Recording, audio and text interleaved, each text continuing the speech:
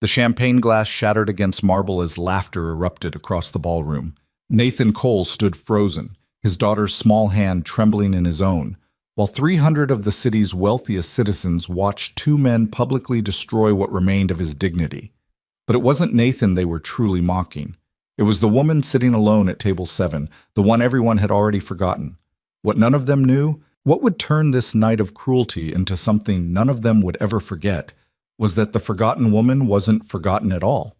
She owned everything they were standing on. Before we begin, if you're watching from anywhere in the world, drop your city in the comments below. I want to see how far this story travels, and if it moves you, hit that like button. Now, let's get into this. The Ashford Crown Hotel didn't just host events, it made statements. Tonight's statement involved 2 ice sculptures shaped like swans, 47 bottles of Dom Perignon, and enough Belgian chocolate to fund a small country's deficit. The Winter Charity Gala wasn't about charity, not really. It was about being seen, about reminding everyone else exactly where you stood in the carefully maintained hierarchy of people who mattered. Nathan Cole didn't matter. He knew this the moment he stepped through the brass-handled doors with Emma's hand clutched in his, her Mary Jane's clicking against floors that probably cost more than his annual salary. The navy suit he wore had been his father's, altered twice, dry cleaned 3 times, still carrying that faint smell of mothballs no amount of fabric spray could quite eliminate. "Daddy, why is everyone staring?" Emma's voice cut through the piano music drifting from somewhere behind the champagne fountain. She was 6, perceptive in that brutal way children are before the world teaches them to pretend not to notice things. "They're not staring, sweetheart. They're just looking." "That's the same thing." Nathan squeezed her hand. She wasn't wrong. He'd received the invitation 3 weeks ago, delivered to his work locker at the Riverside Luxury Apartments, where he fixed broken toilets and replaced air filters for people who didn't know his name. The envelope had been cream-colored, expensive. His supervisor, Marcus Chen, had been standing right there when he opened it.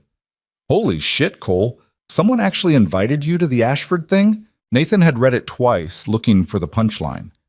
"Says I'm invited as a community representative for the Maintenance Workers Union." "Community representative?" Marcus had laughed, not unkindly. "That's corporate speak for, we need to look inclusive for the photos. You going?" Nathan had looked at the invitation again, at the embossed lettering and the promise of an evening in a world he'd only ever cleaned up after. "I don't know. I'd need to find someone to watch Emma. Bring her. It says in guest, doesn't it?" It had.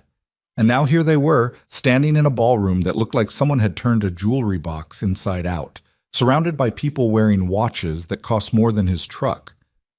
Emma tugged his sleeve. "Can we find our table?" "Yeah, let's—" "Nathan Cole. Jesus Christ, they actually let you in." The voice came from behind him, familiar in the worst way. Nathan turned slowly, his stomach already sinking. Derek Vaughn stood there in a tuxedo that had definitely not belonged to his father, his face flushed with champagne, and that particular brand of cruelty that came from never being told no. Beside him were 2 other men from the building, Jason Park and Tommy Sullivan, both dressed like they belonged here, both looking at Nathan like he was a joke they'd already started laughing at. "Guys, Nathan kept his voice neutral. "Didn't expect to see you here." "Didn't expect to see us." Derek's eyebrows shot up in exaggerated surprise. "Brother, I've been coming to this thing for 5 years. My firm handles half the real estate portfolios in this room." He looked down at Emma, then back at Nathan. "What's your excuse?" "I was invited." "As what, the help?" Jason laughed, sharp and too loud. Several heads turned toward them. Emma pressed closer to Nathan's leg. He put his hand on her shoulder, gentle but firm. "As a community representative," he said evenly. "Now, if you'll excuse us, community representative." Derek rolled the words around like he was tasting wine. "That's beautiful. That's really beautiful. Hey, Tommy, you hear that? Nathan here represents the community." Tommy grinned, mean and lazy. "Which community? Single dads who can't afford a new suit?" The laughter spread, not just from the 3 of them, but from the small crowd that had started gathering, drawn by the promise of entertainment. Nathan felt Emma's hand tighten in his. "Daddy, it's okay, sweetheart." But it wasn't okay. Derek was already scanning the room, his eyes landing on something, or someone, that made his smile widen into something uglier. "Oh man, oh, this is perfect." He pointed across the ballroom toward a table near the windows, where a woman sat alone, her dark hair pulled back, her posture so carefully controlled it looked painful. "You see her?" Nathan followed his gaze. The woman was maybe 30, wearing a black dress that was elegant but not showy, her face turned slightly away from the crowd. There was something isolated about her, like she'd drawn a circle around herself that nobody was allowed to cross. "That's Victoria Hale," Derek continued, his voice carrying. "Used to be somebody like 10 years ago. Her family had money, threw these big parties, acted like they owned half the city." He took a sip of champagne, deliberate and slow. "Then Daddy's company went under. Fraud, embezzlement, the whole 9 yards. Family lost everything. She disappeared for a while, and now—" He gestured toward her with his glass. "Now she shows up to these things like she still matters. It's honestly sad." Jason leaned in, his voice dropping to a stage whisper that somehow carried further than normal speaking. "I heard she's still trying to network, like anyone gives a shit. Like anyone's going to forget who she used to be." "Who she used to be," Tommy repeated, "or who her daddy actually was." More laughter. The circle around them had grown. Nathan could feel the attention, the way a crowd gathered around cruelty like it was a performance they'd paid to see.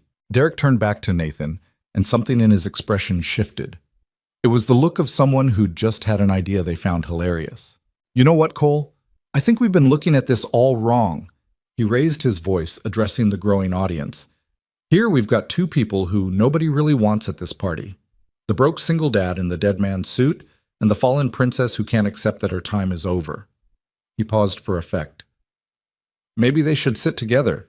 You know, keep each other company, birds of a feather and all that." The suggestion hung in the air for a moment, and then someone laughed. Then someone else. Then it became a ripple of amusement spreading through the crowd. People who should have known better, people who did know better, and didn't care. "Oh my God, yes," a woman in diamonds said, her voice bright with malicious delight. "That's actually perfect." "Someone should make that happen," another voice added. "I'll donate an extra 1,000 to the charity if Cole actually goes and sits with her," Derek announced loudly. "Come on, Nathan. Do it for the kids, right? Isn't that what tonight's about?" Emma pulled on Nathan's jacket. "Daddy, I want to go." Nathan looked down at his daughter. Her eyes were wide, scared in that way that made his chest hurt. She didn't understand what was happening, not really, but she understood enough. She understood that people were being mean, that her father was the target, that something was wrong. He could leave. He should leave. Take Emma's hand, walk out of this ballroom, drive home, forget this whole stupid night ever happened. But then he looked across the room at Victoria Hale. She was still sitting alone, but her posture had changed. Her shoulders were tighter, her head turned further away, like she was trying to make herself smaller. She'd heard. Of course she'd heard. The whole room had heard. And nobody was doing anything about it. Nathan felt something shift in his chest, something tired and angry, and completely done with the way the world worked. "Okay," he said quietly. Derek blinked. "What?" "Okay." Nathan spoke louder now, clear enough that the crowd could hear him. "I'll sit with her." The laughter changed tone, became uncertain. This wasn't how it was supposed to go. He was supposed to get embarrassed, maybe angry, definitely leave. He wasn't supposed to agree. "Seriously?" Jason's smile faltered. "You said nobody wants to sit with her, right? And nobody wants to sit with me." Nathan shrugged, the gesture more tired than casual. "So yeah, makes sense." He started walking before anyone could respond, Emma's hand still in his, cutting through the crowd that parted uncertainly around them. Behind him, he could hear Derek's voice, trying to regain control of the narrative. "Oh shit, he's actually doing it. This is going to be amazing. Someone film this," but Nathan ignored them. He focused on the woman at table 7, on the way her hands were clasped together so tightly her knuckles had gone white, on the careful blankness of her expression that he recognized because he'd worn it himself 1,000 times. The walk across the ballroom felt longer than it should have. Every eye in the room was on them now, every conversation had stopped.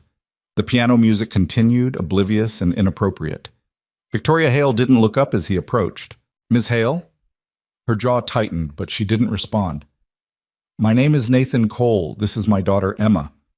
He kept his voice gentle, the same tone he used when Emma had nightmares. I know you don't know me. And I know what just happened, what they said, about both of us. Finally, she looked at him. Her eyes were dark, carefully controlled, but there was something raw underneath. Something hurt. Are you here to make it worse? Her voice was quiet, refined, with an edge that suggested she'd been hurt enough times to expect more. No. Nathan pulled out the chair across from her. I'm here because I'm tired of people being cruel and calling it entertainment. He paused. Would it be all right if we sat with you? Victoria stared at him for a long moment. Then, almost imperceptibly, she nodded. Nathan sat down, helping Emma into the chair beside him.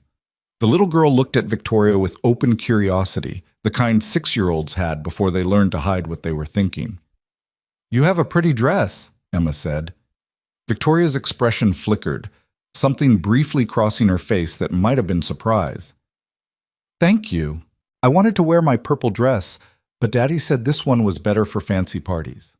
Emma smoothed down her white dress, which Nathan had bought on sale at Target 2 months ago. Do you like fancy parties? The question was so earnest, so completely without guile, that Victoria almost smiled. Almost. Not particularly, she said. Me neither. They're boring. Emma? Nathan said quietly. They are, Daddy. Everyone just stands around drinking and talking about boring things. She's not wrong, Victoria said, and this time she did smile, just slightly. She looked at Nathan. You didn't have to do this. I know. They're going to make it worse for you now. Derek Vaughn isn't the type to let something go. Nathan glanced back toward where Derek and his friend stood, still watching, still waiting for something to happen. I don't really care what Derek Vaughn thinks. You should. He has influence. So do you, apparently. At least you used to. It was a risk, acknowledging what had been said. Victoria's expression hardened immediately, walls slamming back into place. I'm sorry, Nathan said quickly. I didn't mean to. It's fine. Her voice was flat. Everyone knows the story. The Hale family tragedy. We're practically a cautionary tale at this point. Emma was watching them both, her head turning back and forth like she was following a tennis match. Nathan reached over and gently adjusted her napkin, giving her something to focus on besides the tension. For what it's worth, he said carefully, I don't know your story. I mean, I heard what those guys said, but I don't know you. And Emma definitely doesn't. Daddy fixes things, Emma offered helpfully. Air conditioners and toilets and doors that stick. Once he fixed a whole elevator by himself. Victoria looked at Emma, then at Nathan. You're a maintenance worker. Technician, Nathan corrected mildly. But yeah, basically. And you brought your daughter to a charity gala. The invitation said, and guest. She's my guest. Something shifted in Victoria's expression, softening just slightly. That's actually kind of sweet. Don't tell anyone. I have a reputation for being a terrible parent to maintain. The words came out before Nathan could stop them. Too bitter, too honest. Victoria's eyes sharpened, seeing something in him that he hadn't meant to show. Who says that? People who think they know better. My ex-wife's lawyer, mainly. Apparently bringing a 6-year-old to a charity event is evidence of poor judgment. Your ex-wife's lawyer is at this party? No, but someone who knows him probably is. Someone who'll mention it. Someone who'll make sure it gets back to her. Nathan shook his head. Sorry, you don't need to hear about my problems. You're sitting here listening to mine. I'm sitting here because those assholes decided to make both of us their entertainment for the night. Might as well be miserable together. Victoria laughed. It was short, surprised, like she hadn't expected it. That's a terrible sales pitch for conversation. I'm better at fixing toilets than making small talk. Clearly. They sat in silence for a moment, but it was different now. Less hostile. The ballroom around them had started returning to normal, or at least to the pretense of normal. People were moving to their tables. The program was apparently about to start. But Nathan could still feel eyes on them, still hear the occasional whisper. A waiter appeared beside their table, professional and impersonal. Can I get you anything to drink? Water? Nathan said. Whiskey, Victoria said. Neat. The waiter nodded and disappeared. Emma watched him go, then turned back to Victoria. What's whiskey? Something adults drink when they're tired. Are you tired? Victoria's smile was sad. Very. Me too, Emma said seriously. Daddy made me take a nap before we came, but I'm still tired. Fancy parties are exhausting. You know what, kid? Victoria's expression softened completely for the first time. You might be the smartest person in this room. The waiter returned with their drinks. Nathan sipped his water, watching Derek and his friends over the rim of his glass. They were still watching, still waiting. Jason had his phone out, probably texting someone.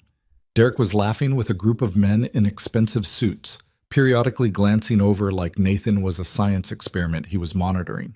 They're not going to let this go, Victoria said quietly, following his gaze. Probably not. Derek Vaughn is persistent. When he decides someone is entertainment, he doesn't stop until he's bored. How long does that usually take? Depends on how much reaction he gets. She took a sip of her whiskey. If you ignore him, he'll escalate. If you respond, he'll escalate. There's no winning strategy. Sounds like you've dealt with him before. Victoria's expression went dark. His firm handled my family's bankruptcy proceedings. He was just a junior associate then, but he made sure everyone knew every detail, every embarrassing revelation, every debt, every stupid decision my father made.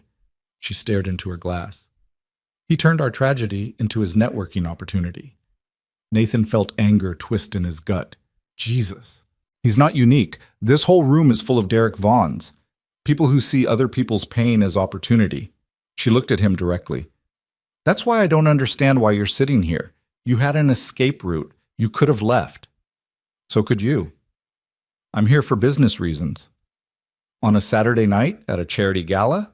Victoria's smile was thin. Everything is business when you're trying to rebuild from nothing. Before Nathan could respond, the lights dimmed. A spotlight hit the stage at the front of the ballroom, where a man in his 60s stood behind a microphone, his smile practiced and empty. Good evening, everyone. I'm Richard Morrison, and on behalf of the Children's Future Foundation, I want to thank you all for being here tonight. The speech washed over Nathan like background noise. He'd heard versions of it before.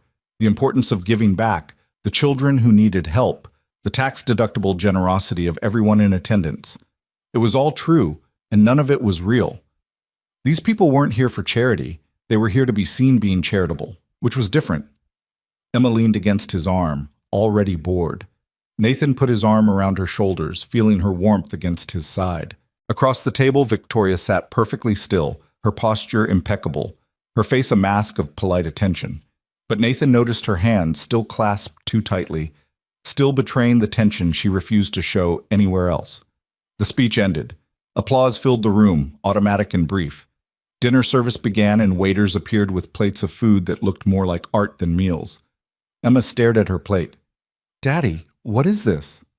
I think it's chicken. It doesn't look like chicken. It's fancy chicken. I don't want fancy chicken. I want regular chicken. Victoria made a sound that might have been a laugh. I don't think regular chicken is available at the Ashford Crown. That's dumb, Emma said with 6-year-old certainty. Chicken is chicken. You'd think so, wouldn't you? Nathan cut Emma's chicken into smaller pieces, a familiar routine that felt absurd in this setting. Across the room he saw Derek watching, saying something to Jason that made them both laugh. They're planning something, Victoria said quietly. I know. You should leave. Take your daughter and leave before... Before what? Nathan met her eyes. Before they humiliate us more? Before they make a bigger scene? They've already done that. Leaving now just gives them what they want. And staying gives them more ammunition. Maybe, but I'm tired of running from people like Derek Vaughn. He paused. And I'm tired of watching people sit alone because everyone else decided they don't matter. Victoria went very still. You don't know me. No, but I know what it feels like to be the person everyone looks at and decides isn't worth their time. Because you're a single father? Because I'm a lot of things that don't fit what people expect. A single father, a maintenance worker, a guy who didn't go to college, a guy whose ex-wife left him for someone with better prospects. He shrugged. Take your pick. There's plenty of reasons people use to decide I'm not worth knowing. That's their loss. The words came out sharp, almost angry. Nathan looked at her in surprise. Victoria seemed equally surprised by her own vehemence. She looked away, taking a drink of whiskey. I just mean, people are idiots. They make judgments based on surfaces without bothering to see what's underneath. Yeah, Nathan said quietly. They do. Dinner continued around them. Conversations rose and fell, laughter came in waves, the piano player shifted from classical to something jazzy. Emma ate her fancy chicken without complaint once it was cut into pieces she recognized, and asked for more of the bread rolls that came in a basket that looked like it was woven from gold. And slowly, almost imperceptibly, the tension at table 7 began to ease. Victoria asked Emma about school. Emma told her about her teacher, Miss Rodriguez, who was nice but gave too much homework. Nathan asked Victoria about her work. She was vague, mentioning consulting and investment, nothing specific. They talked about the city, about the weather, about the kind of safe, meaningless topics people use to fill space. But underneath it was something else. Something neither of them acknowledged, but both felt. A recognition, maybe. Of shared experience, of knowing what it meant to be judged and found wanting by people who didn't matter, but somehow had all the power. The dinner plates were cleared. Dessert appeared, something involving chocolate and gold leaf that Emma ate with wide-eyed delight. And then Derek Vaughn stood up. Nathan saw it happening, saw Derek push back his chair and start walking toward their table, with Jason and Tommy flanking him like backup. Saw the phone in Jason's hand, recording. Saw the crowd starting to notice, starting to turn their attention back toward the entertainment. Victoria tensed. Here we go. Daddy? Emma looked up, chocolate on her face. It's okay, sweetheart. But it wasn't okay because Derek was at their table now, looming over them with that smile that was all teeth and no warmth. Cole? Ms. Hale. Hope you enjoyed dinner. He leaned on the table, casual and threatening at once. I've been thinking about our earlier conversation. I wasn't aware we had a conversation, Victoria said coldly. Well, more of a public observation, really, about how you two make such a perfect pair. Derek looked around at the growing audience, playing to them. The has-been and the never was. It's actually kind of beautiful when you think about it. Derek, Nathan started. No, hear me out, because I've been watching you all night, sitting here like you belong, like anyone gives a shit about either of you. His voice rose, carrying. And I realized something. You're both delusional. You both think that if you just show up, if you just pretend hard enough, people will forget who you really are. Victoria's hand trembled slightly as she set down her glass. And who am I, Derek? You're the daughter of a criminal. You're a reminder of everything that happens when people get too arrogant, when they think the rules don't apply to them. He leaned closer. Your father destroyed lives. He stole from people who trusted him. And you have the nerve to show your face in public like you deserve forgiveness. My father's crimes are not mine. No, but his shame is. And that stench doesn't wash off, Victoria. Trust me, we've all noticed. The room had gone quiet again. Nathan could see people with their phones out now, multiple cameras pointed at their table. This was going viral, no question. This was going to be the story people told about tonight. Emma was crying quietly, tears running down her face. Nathan pulled her close, fury building in his chest. You've made your point, he said, his voice tight. Now leave her alone. Or what? Derek laughed. You'll fight me? You'll defend her honor? Come on, Cole, you're a maintenance worker. You fix toilets. You think anyone here is scared of you? I don't need anyone to be scared of me. No, you just need people to pity you. Poor Nathan, raising his daughter all alone because his wife was smart enough to leave. Derek's eyes glittered with malice. Tell me, does Emma know why Mommy left? Does she know it's because Daddy wasn't good enough? Nathan stood up so fast his chair fell backward. The room held its breath. Derek didn't move, but something flickered in his eyes. Uncertainty, maybe. A recognition that he'd pushed too far. My daughter, Nathan said, his voice deadly quiet, is none of your business. My marriage is none of your business. And whether you think I belong here or not is absolutely none of your goddamn business. Nathan, Victoria started to stand. No. He held up a hand. I'm done. I'm done with people like Derek Vaughn deciding who matters and who doesn't. I'm done with watching people get hurt for entertainment. He looked around at the crowd, at all the phones recording, at all the faces watching. You want to know something? I wasn't sure about coming tonight. I thought maybe it was a mistake. Maybe I didn't belong. Maybe I was setting myself up for exactly this. You were, Derek said. But you know what I realized? Nathan continued, ignoring him. I'd rather be the person being humiliated for doing something kind than the person doing the humiliating and calling it a joke. The silence was absolute now. Nathan looked down at Victoria, who was staring at him with an expression he couldn't quite read. Then he looked at Emma, who had stopped crying and was watching him with something like awe. "I'm going to answer your question from before," he said to Derek. "The one about whether I'd still sit with Victoria if I had other choices. And the answer is yes. Absolutely yes. Because I'd rather sit beside someone being hurt than beside the people causing the hurt. Every single time." He reached down and took Emma's hand. "Come on, sweetheart, let's go home." "Wait!" Victoria stood up, her voice cutting through the silence. "Nathan, wait!" He turned back. She was standing now, her posture different, not defensive anymore. Something else. Something stronger. "Thank you," she said simply. Nathan nodded. Then he walked away, Emma's hand in his, leaving Victoria Hale standing alone at table 7 in a ballroom full of people who suddenly couldn't quite meet her eyes. But as he reached the doors, as he was about to leave this whole nightmare behind, Emma pulled on his hand. "Daddy, wait." "What is it, sweetheart?" Emma let go of his hand and ran back toward the table, her white dress bright against the dark carpet. Nathan watched, confused, as she reached Victoria and pulled something from her small purse, a wrapped piece of candy, slightly crushed. "Here," Emma said, holding it up.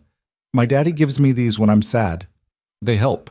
Victoria looked down at the little girl, at the offered candy, and something in her carefully controlled expression broke completely. She took the candy with trembling fingers and pulled Emma into a sudden tight hug. When she let go, there were tears on her face. Emma ran back to Nathan, who picked her up and held her close. Over her head, he met Victoria's eyes one last time. Then he turned and walked out of the Ashford Crown Hotel, leaving behind a ballroom full of people who were only just beginning to understand what they'd witnessed. The parking garage was cold and echoed with their footsteps. Nathan carried Emma now, her head heavy against his shoulder, the adrenaline finally wearing off and leaving her exhausted. His hands were shaking slightly as he fumbled with his keys, the navy suit jacket suddenly feeling too tight across his shoulders. "Daddy?" "Yeah, sweetheart." "Did I do something wrong? With the candy?" Nathan stopped walking. He shifted Emma in his arms so he could see her face, smudged with chocolate and tears. "No, you did something really, really right." "Then why did we have to leave? How did you explain cruelty to a 6-year-old? How did you tell your daughter that the world was full of Derek Vaughns, people who found pleasure in other people's pain, and that sometimes the only thing you could do was walk away? Because sometimes the bravest thing you can do is know when to go home," he said finally. Emma considered this, her small face serious.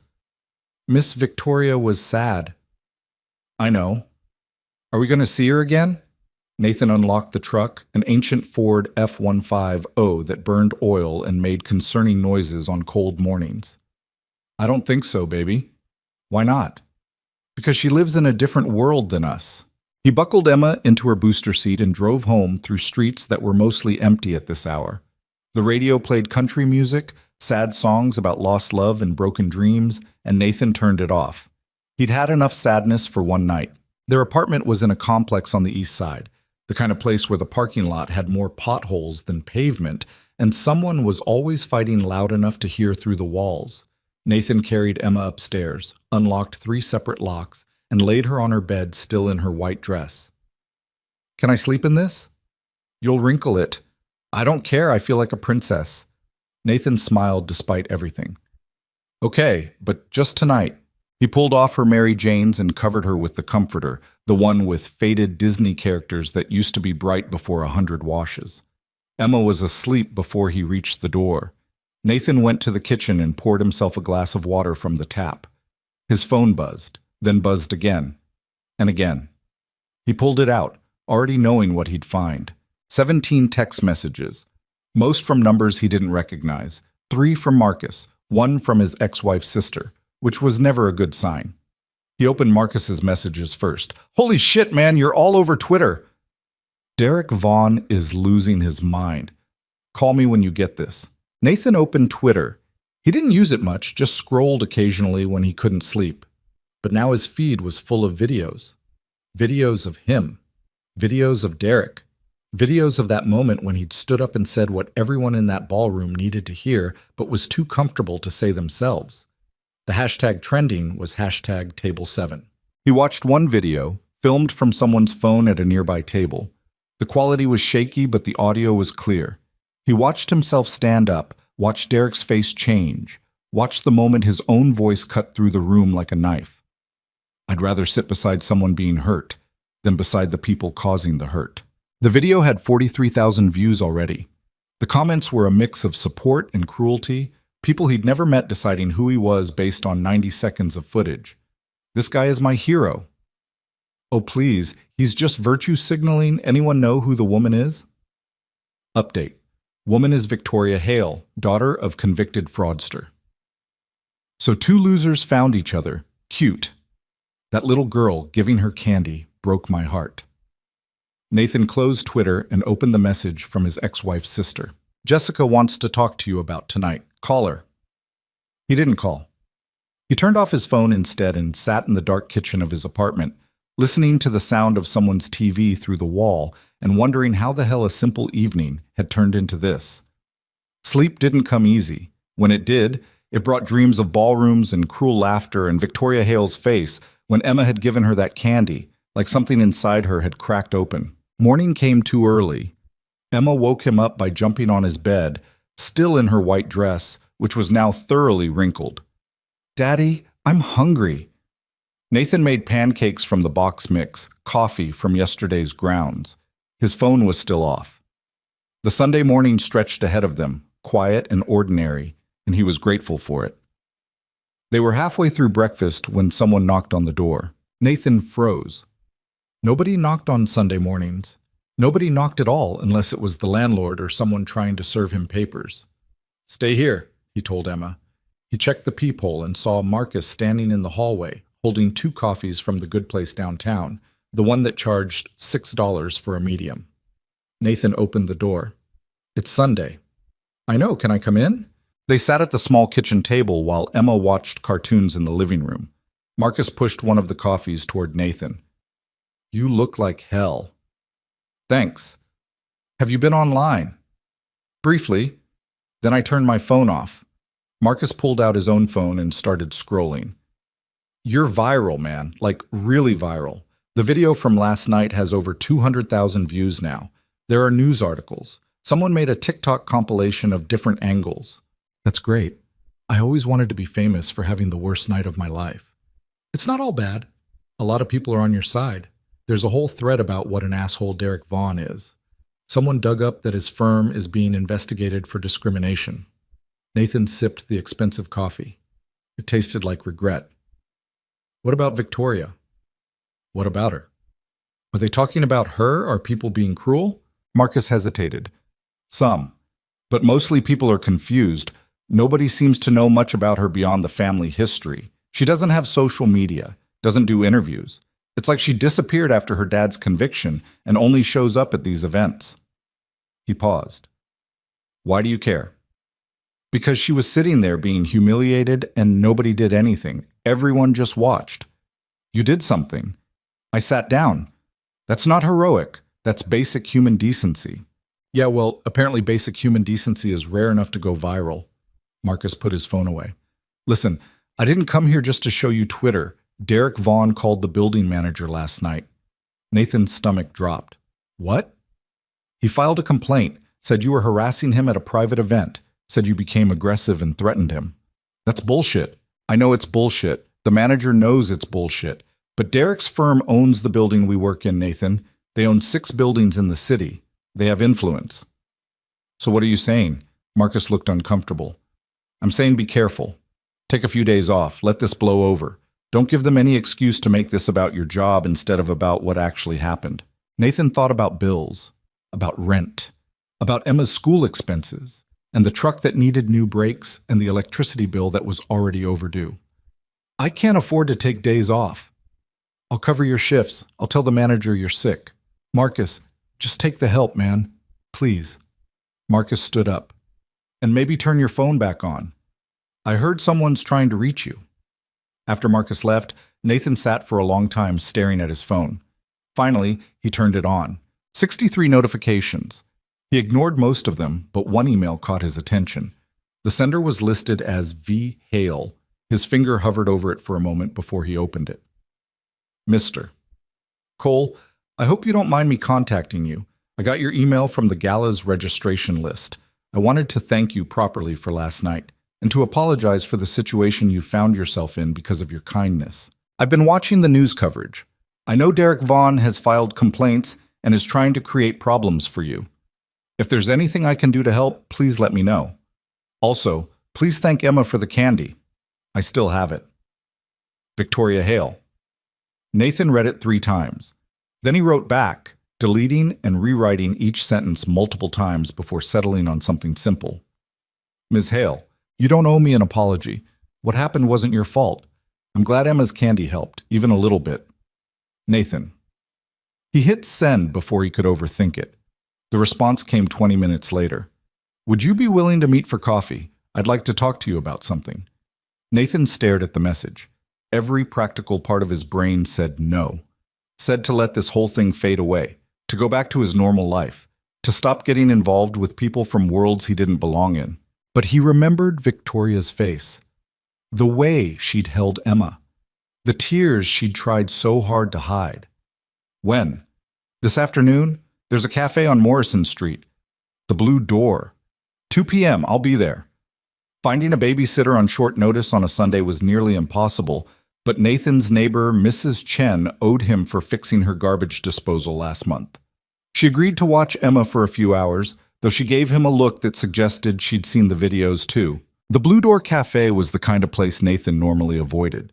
Small tables, expensive pastries in glass cases, artwork on the walls that probably cost more than his truck. He felt out of place in his jeans and flannel shirt, but at least this time he'd chosen his own clothes. Victoria was already there, sitting at a corner table wearing dark jeans and a cream sweater that looked soft and expensive. Her hair was down today, loose around her shoulders, and she looked younger without the formal dress and careful posture.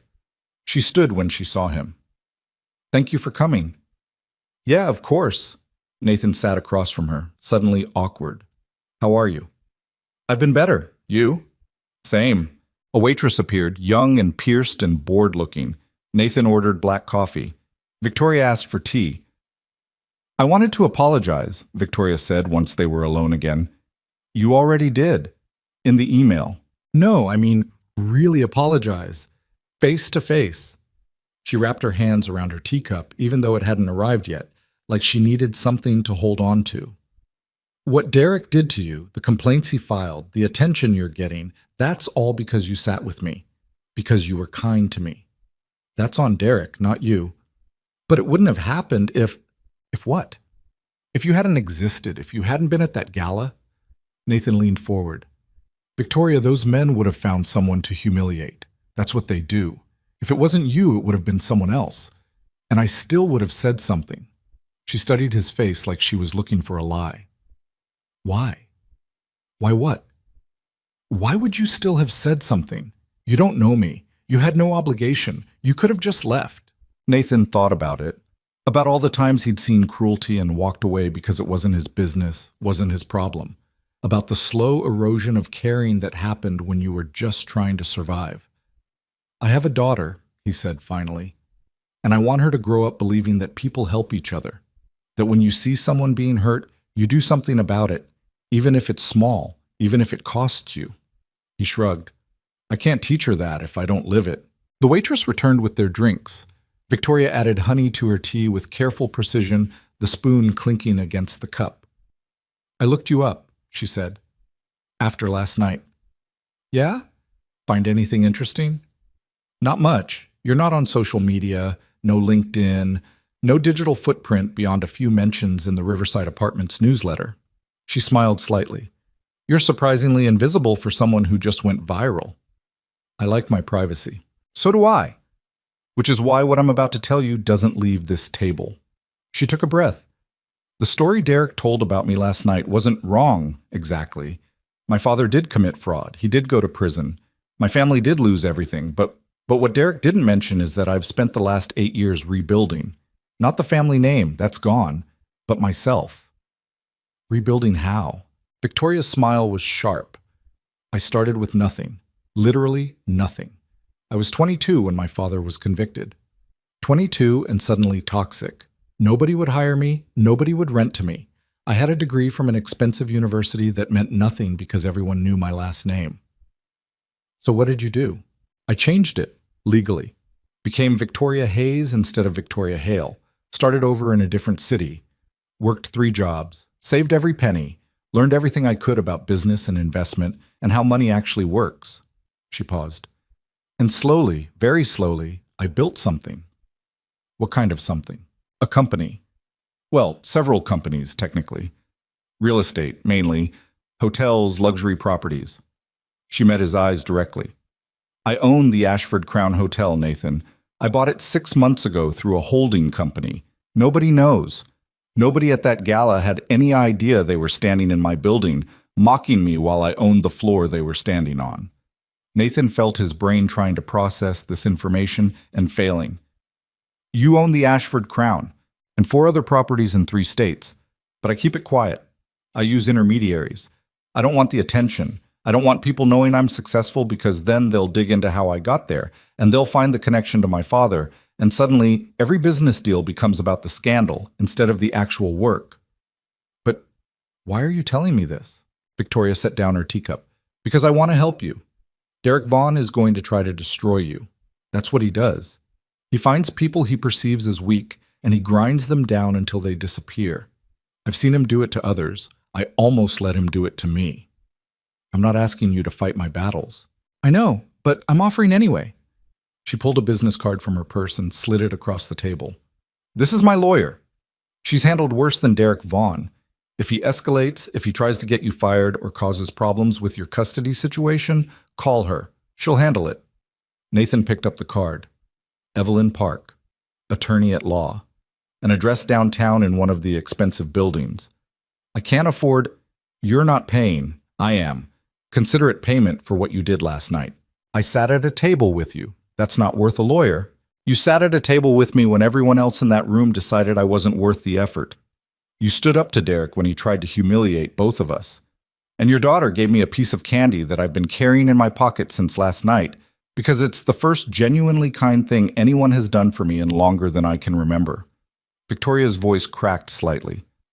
So yes, Nathan, it's worth a lawyer. It's worth a lot more than that. They sat in silence for a moment. Around them, the cafe hummed with Sunday afternoon energy. A couple argued quietly in the corner. A student typed furiously on a laptop. The espresso machine hissed and steamed. Can I ask you something? Nathan said. Sure.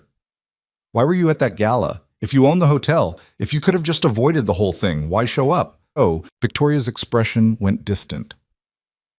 Because I'm tired of hiding.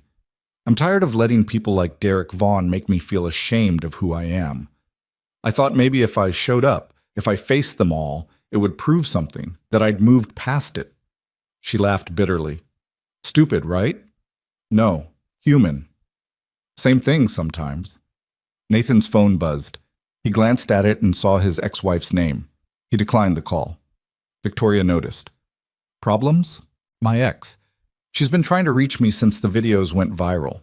Her lawyer's probably advising her that this is evidence of instability or bad judgment or whatever they're claiming this week. Custody battle? More like custody war. She left 2 years ago. Married a guy with money, a nice house, all the things I couldn't give her. Now she's decided Emma would be better off with them. More stable environment, better schools, that whole speech. What does Emma want? Nathan smiled despite everything. Emma wants to stay with her dad, who lets her eat pancakes for dinner and doesn't make her take piano lessons she hates. Smart kid. Yeah, she is. His phone buzzed again. This time it was a text from a number he didn't recognize. This is Evelyn Park. Ms. Hale asked me to reach out. I've already begun documenting Derek Vaughn's harassment and filing counter complaints. Call me tomorrow and we'll discuss strategy. Nathan showed the message to Victoria. Your lawyer works fast. I called her this morning after I saw what Derek was doing.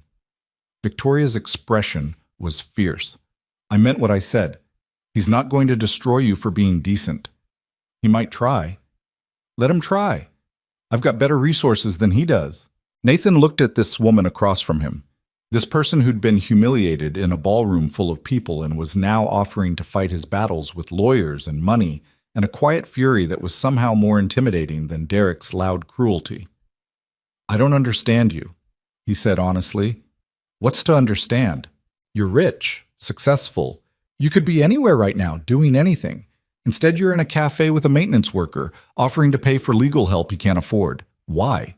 Victoria was quiet for a long moment. When she spoke, her voice was soft. "When my father went to prison, when everything fell apart, people I thought were friends disappeared overnight. People I'd known my whole life crossed the street to avoid talking to me. I went to a fundraiser once, about a year after the conviction, thinking maybe enough time had passed. Someone dumped a drink on me, called me a thief's daughter. Security escorted me out while people applauded. Jesus. I went home that night and I sat in my apartment, this terrible studio in the worst part of town, the only place that would rent to me. And I thought about giving up, about disappearing completely, about changing my name and moving somewhere nobody knew the story, and just existing." She met his eyes. "But I didn't, because somewhere in all that pain, I decided that the world needed more people who did the right thing, even when it cost them. And last night, watching you stand up for me, for yourself, for what was right, that reminded me why I made that choice." Nathan didn't know what to say to that, didn't know how to respond to being someone's reminder that decency still existed. "Plus," Victoria added, her tone lighter, "Emma's candy is really good. What brand is that?" "Dollar store mint swirls. She's obsessed with them." "Tell her she has excellent taste." They talked for another hour, about nothing important mostly, about the city, about coffee preferences, about the kind of small talk that wasn't really small when you were learning how someone's mind worked. Victoria was funny when she relaxed, sharp and observational in a way that suggested she spent a lot of time watching people. Nathan found himself laughing more than he had in months. When they finally left, the sun was starting to set, painting Morrison Street in orange light. Nathan walked Victoria to her car, a black Mercedes that was nice but not showy, the kind of rich person car that didn't announce itself. "Thank you," she said, "for meeting me, for listening. Thank you for the lawyer, and for, I don't know, being honest. It's rare, isn't it? Honesty." "Yeah, it is." Victoria hesitated, then pulled out her phone. "Can I give you my number? Not for anything weird, just in case you need anything, or in case Derek escalates, or, yeah, I'd like that." They exchanged numbers, fingers fumbling slightly with their phones like teenagers instead of adults in their 30s. When it was done, Victoria smiled. "Take care of yourself, Nathan Cole." "You too, Victoria Hale." He watched her drive away, then walked to his truck. His phone immediately buzzed with messages he'd been ignoring. One from his ex-wife, 3 from unknown numbers, one from Marcus asking if he was okay, and one from Victoria, sent just seconds ago. "Thank you again. For everything. Emma's lucky to have you." Nathan sat in his truck for a moment, watching the sunset fade, thinking about ballrooms and cruelty and the strange way kindness could change everything. Then he drove home to his daughter, who was waiting with stories about her afternoon with Mrs. Chen and questions about where he'd been and whether he'd seen Miss Victoria again. "I did," he told her as he made dinner, spaghetti from a jar, nothing fancy. "She wanted me to tell you that you have excellent taste in candy." Emma beamed. "I knew it. I'm going to bring her more next time." "I don't know if there's going to be a next time, sweetheart." "There will be," Emma said with 6-year-old certainty. "She needs friends. Everyone needs friends." Nathan couldn't argue with that logic. That night, after Emma was asleep, Nathan lay in bed scrolling through the messages he'd been avoiding. Most were garbage, reporters wanting interviews, strangers with opinions, a few genuinely kind people offering support, but one made him pause. It was from a corporate number, formal and cold. "Mr. Cole, this is Human Resources for Riverside Property Management. We need to schedule a meeting regarding recent conduct concerns. Please contact us Monday morning." He stared at the message, feeling his chest tighten. This was it. This was Derek's influence reaching into his actual life, trying to take away the one thing Nathan had that was stable. His phone buzzed. "Victoria. Can't sleep either?" Nathan smiled despite everything. "How'd you know?" "Lucky guess. Or maybe I'm learning to read you." "That's dangerous." "Probably." Want to hear something crazy? Always, I'm thinking about going public with the company, with who I am, with all of it. Nathan sat up in bed. Why? Because I'm tired of hiding.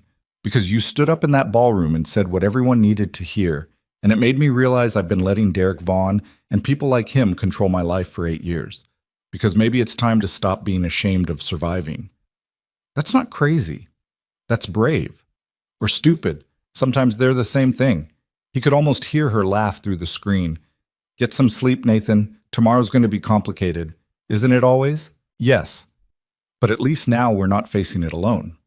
Nathan turned off his phone and lay in the dark, thinking about meetings with HR and lawyers he couldn't afford, and ex-wives who wanted to take his daughter away. Thinking about viral videos and strangers' opinions, and the weight of doing the right thing when it would have been so much easier to just walk away. But mostly, he thought about Victoria Hale, sitting alone at table 7, and the way Emma's simple gesture had cracked something open in all of them. Maybe Emma was right. Maybe everyone needed friends, even people who'd learned to survive alone. Monday morning came with rain, the kind that turned the city gray and made everything feel heavier than it already was. Nathan dropped Emma at school early, watching her run through the drops with her backpack bouncing, and tried not to think about the HR meeting waiting for him. His phone had been ringing since 6 a.m. He'd ignored all of it except one text from Victoria. Good luck today. Remember, you have a lawyer now. Use her. The Riverside Property Management offices were downtown in a building Nathan had helped maintain but never actually worked in. Corporate was separate from the maintenance crews, existing in a different world of conference rooms and ergonomic chairs and coffee that didn't taste like it had been brewed in 1987. The receptionist looked at him like he'd tracked mud across her desk. Name? Nathan Cole. I have a meeting with HR. 4th floor, conference room B. The elevator smelled like cleaning solution and anxiety. Nathan's reflection in the polished doors showed a man who looked exactly like what he was. Working class, out of place, bracing for impact. Conference room B held 3 people. Margaret Reeves from HR, a woman in her 50s with a helmet of gray hair and an expression that suggested she'd already decided how this conversation would end. Beside her sat someone Nathan didn't recognize, a younger man in an expensive suit holding a tablet. And at the head of the table, looking thoroughly pleased with himself, was Derek Vaughn. Nathan stopped in the doorway. What the hell is he doing here? Mr. Cole, please sit down. Margaret gestured to the empty chair facing all of them. It felt deliberate, the positioning, 3 against 1. Not until someone tells me why Derek Vaughn is in a meeting about my employment. Mr. Vaughn is here as a representative of Vaughn and Associates, the man with the tablet said. His voice was smooth, practiced. His firm handles legal counsel for Riverside Property Management. I'm James Chen, senior partner. You're Derek's lawyer. I'm the firm's representative, yes. Nathan looked at Derek, who smiled back with all the warmth of a snake. Sit down, Cole. Let's keep this civil. Every instinct Nathan had screamed at him to leave, to walk out before this got worse, before they could pin whatever narrative they'd constructed onto him and make it stick. But he thought about Emma, about rent, about the fact that walking away would just prove whatever point they were trying to make. He sat down. Margaret opened a file folder with bureaucratic precision. Mr. Cole, we've received several complaints regarding your conduct at a company-sponsored event on Saturday evening. Company-sponsored? I wasn't there representing the company. The invitation was extended through your union membership, which is affiliated with Riverside Property Management. Therefore, your behavior reflects on the organization. My behavior. Nathan kept his voice level. You mean sitting at a table and having a conversation? James Chen tapped his tablet. We have video evidence of you verbally confronting Mr. Vaughn in an aggressive manner. Multiple witnesses reported that you stood up suddenly, raised your voice, and made threatening gestures. I stood up because he was harassing a woman and insulting my daughter. That's your interpretation of events, Derek said, leaning back in his chair. From my perspective, I was having a conversation with colleagues when you became hostile and confrontational. Nathan looked at Margaret. You've seen the videos, right? The ones that have gone viral. You can see exactly what happened. We've reviewed footage, yes. And while the situation appears to have been tense, the fact remains that you created a scene at a high-profile charity event. You drew negative attention to yourself and, by extension, to Riverside Property Management. So this is about PR, about not wanting to look bad. This is about professional conduct, Margaret said, and about maintaining relationships with our business partners. Business partners like Vaughn and Associates? The silence answered his question. Nathan pulled out his phone and found Evelyn Park's number. He dialed it right there at the table, watching Derek's smile falter slightly. Nathan? Evelyn's voice was crisp, alert. Are you in the meeting? Yeah, turns out Derek Vaughn is here representing his firm as Riverside's legal counsel. Seems like a conflict of interest. Put me on speaker. Nathan did. Evelyn's voice filled the conference room with the authority of someone who'd fought bigger battles than this. This is Evelyn Park, representing Mr. Cole. I'm going to need everyone's names and positions for the record. Margaret's expression went carefully neutral. This is an internal HR matter, Ms. Park. There's no need for legal representation. Mr. Cole has a right to counsel in any meeting that could affect his employment. Now, names and positions, please. They went around the table, each introduction more reluctant than the last. Nathan watched Derek's face, saw the calculation happening behind his eyes. Ms. Park, James Chen said, we're simply addressing conduct concerns. This doesn't need to be adversarial. Then I'm sure you won't mind that I'm recording this conversation. Mr. Cole, please inform them that you consent to recording. I consent. Margaret looked at James, who looked at Derek. The dynamic in the room had shifted, and everyone could feel it. Perhaps we should reschedule, Margaret said. Give everyone time to prepare proper documentation. Or, Evelyn's voice cut through, you could acknowledge that this meeting is retaliation for Mr. Cole's protected speech. Drop whatever performance you're staging and move on before I file a formal complaint with the labor board. Protected speech? Derek's laugh was sharp. He caused a scene at a private event. He responded to harassment, on video, with witnesses. And now you're attempting to use your business relationship with his employer to punish him for it. That's textbook retaliation, Mr. Vaughn. I've built entire cases on less. The silence stretched. Rain hit the windows, a steady rhythm that filled the space between words. Finally, James Chen stood up. I think Ms. Park is right. This meeting should be rescheduled. We need to review our position. There's nothing to review, Derek said. Derek. James's voice carried a warning. Not now. Derek's jaw tightened, but he stood. He looked at Nathan with undisguised hatred. This isn't over. Yes, it is. Evelyn's voice was steel. And Mr. Vaughn? If you contact Mr. Cole, his employer, his daughter's school, or anyone else in his life, I will bury you in paperwork until your firm drops you just to stop the bleeding. Are we clear? Derek walked out without answering. James followed, already on his phone. Margaret gathered her papers with shaking hands. Mr. Cole, you're free to return to work. We'll be in touch regarding next steps. What next steps? Nathan asked. That remains to be determined. She left quickly, like the room had become contaminated. Nathan sat alone at the conference table, phone still on speaker, heart pounding. Evelyn?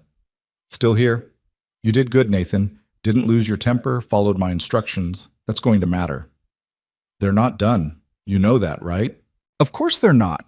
Derek Vaughn doesn't strike me as someone who handles losing well, but now we have documentation. We have them on record attempting retaliation. That's ammunition. She paused. How are you holding up?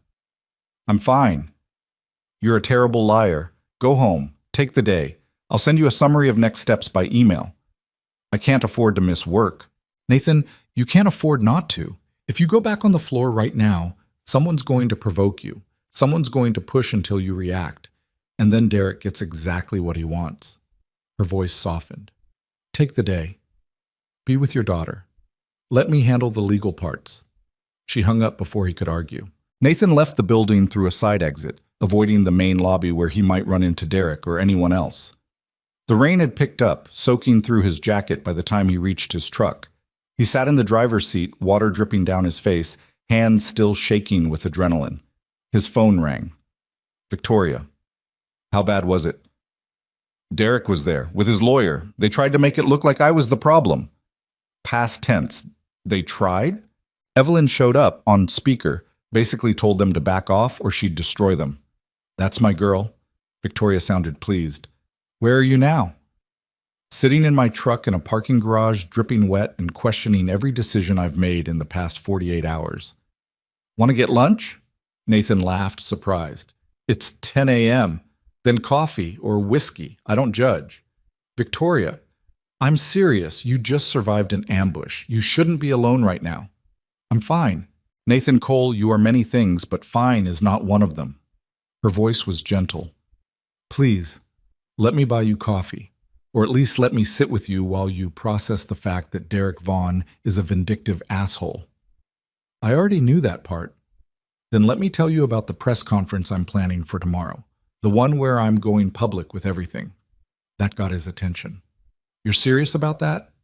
Meeting me and finding out? They met at the same cafe, the Blue Door, because it was starting to feel like neutral territory. Victoria was already there, wearing jeans and a sweater that looked lived in, her hair pulled back in a ponytail. She looked less like a CEO and more like a regular person, and Nathan wondered if that was deliberate. She stood when she saw him, and before he could say anything, she pulled him into a hug. It surprised him. Victoria didn't seem like a hugger, but her arms were solid around him, and he realized she was shaking slightly. Are you okay? He asked. I was worried. When Evelyn called and told me what was happening, I was worried I don't know, I was just worried. They sat down. The same waitress from yesterday gave them a knowing look and brought coffee without being asked. Victoria wrapped her hands around her cup. Tell me everything. So he did. The ambush set up. Derek's smug face, Margaret's bureaucratic dance, the moment Evelyn's voice had changed everything. Victoria listened without interrupting, her expression growing darker with each detail. They're trying to isolate you, she said when he finished. Take away your job, your stability, make it harder to fight back. It's a standard playbook. You've seen it before. I've lived it. After my father's conviction, people came after me in every way they could, tried to prove I was complicit, that I'd benefited from his fraud, tried to take away the few things I had left. She stared into her coffee. They wanted me to disappear, to stop being a reminder that the system they all benefited from had cracks in it.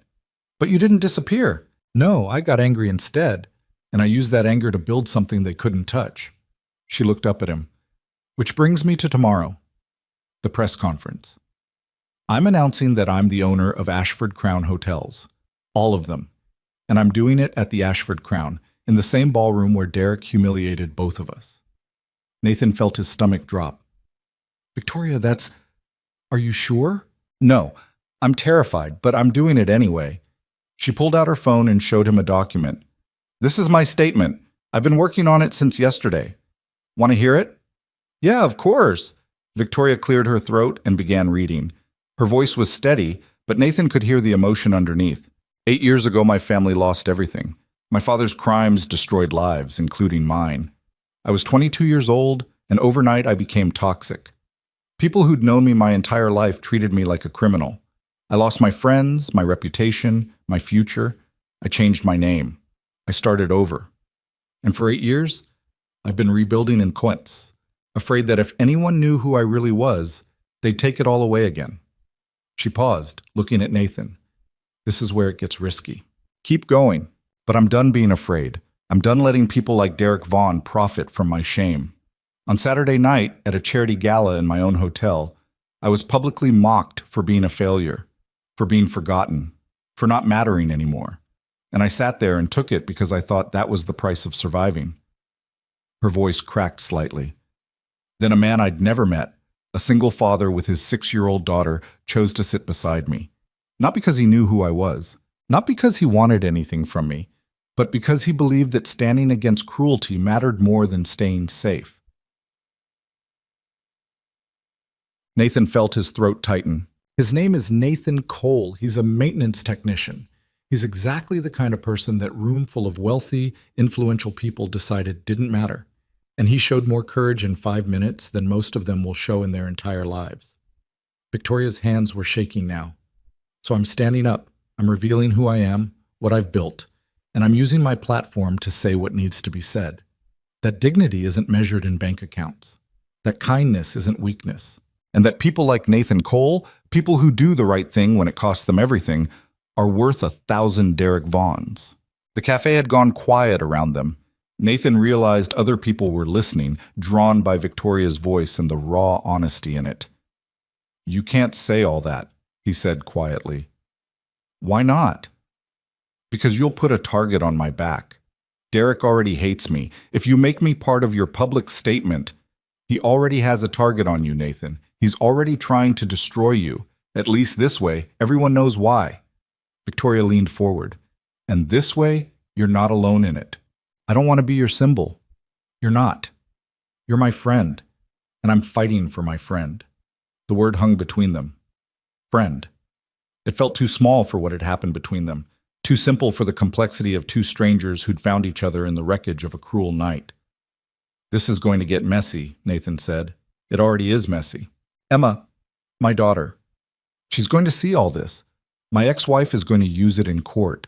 They're going to say I'm unstable, that I'm making poor choices.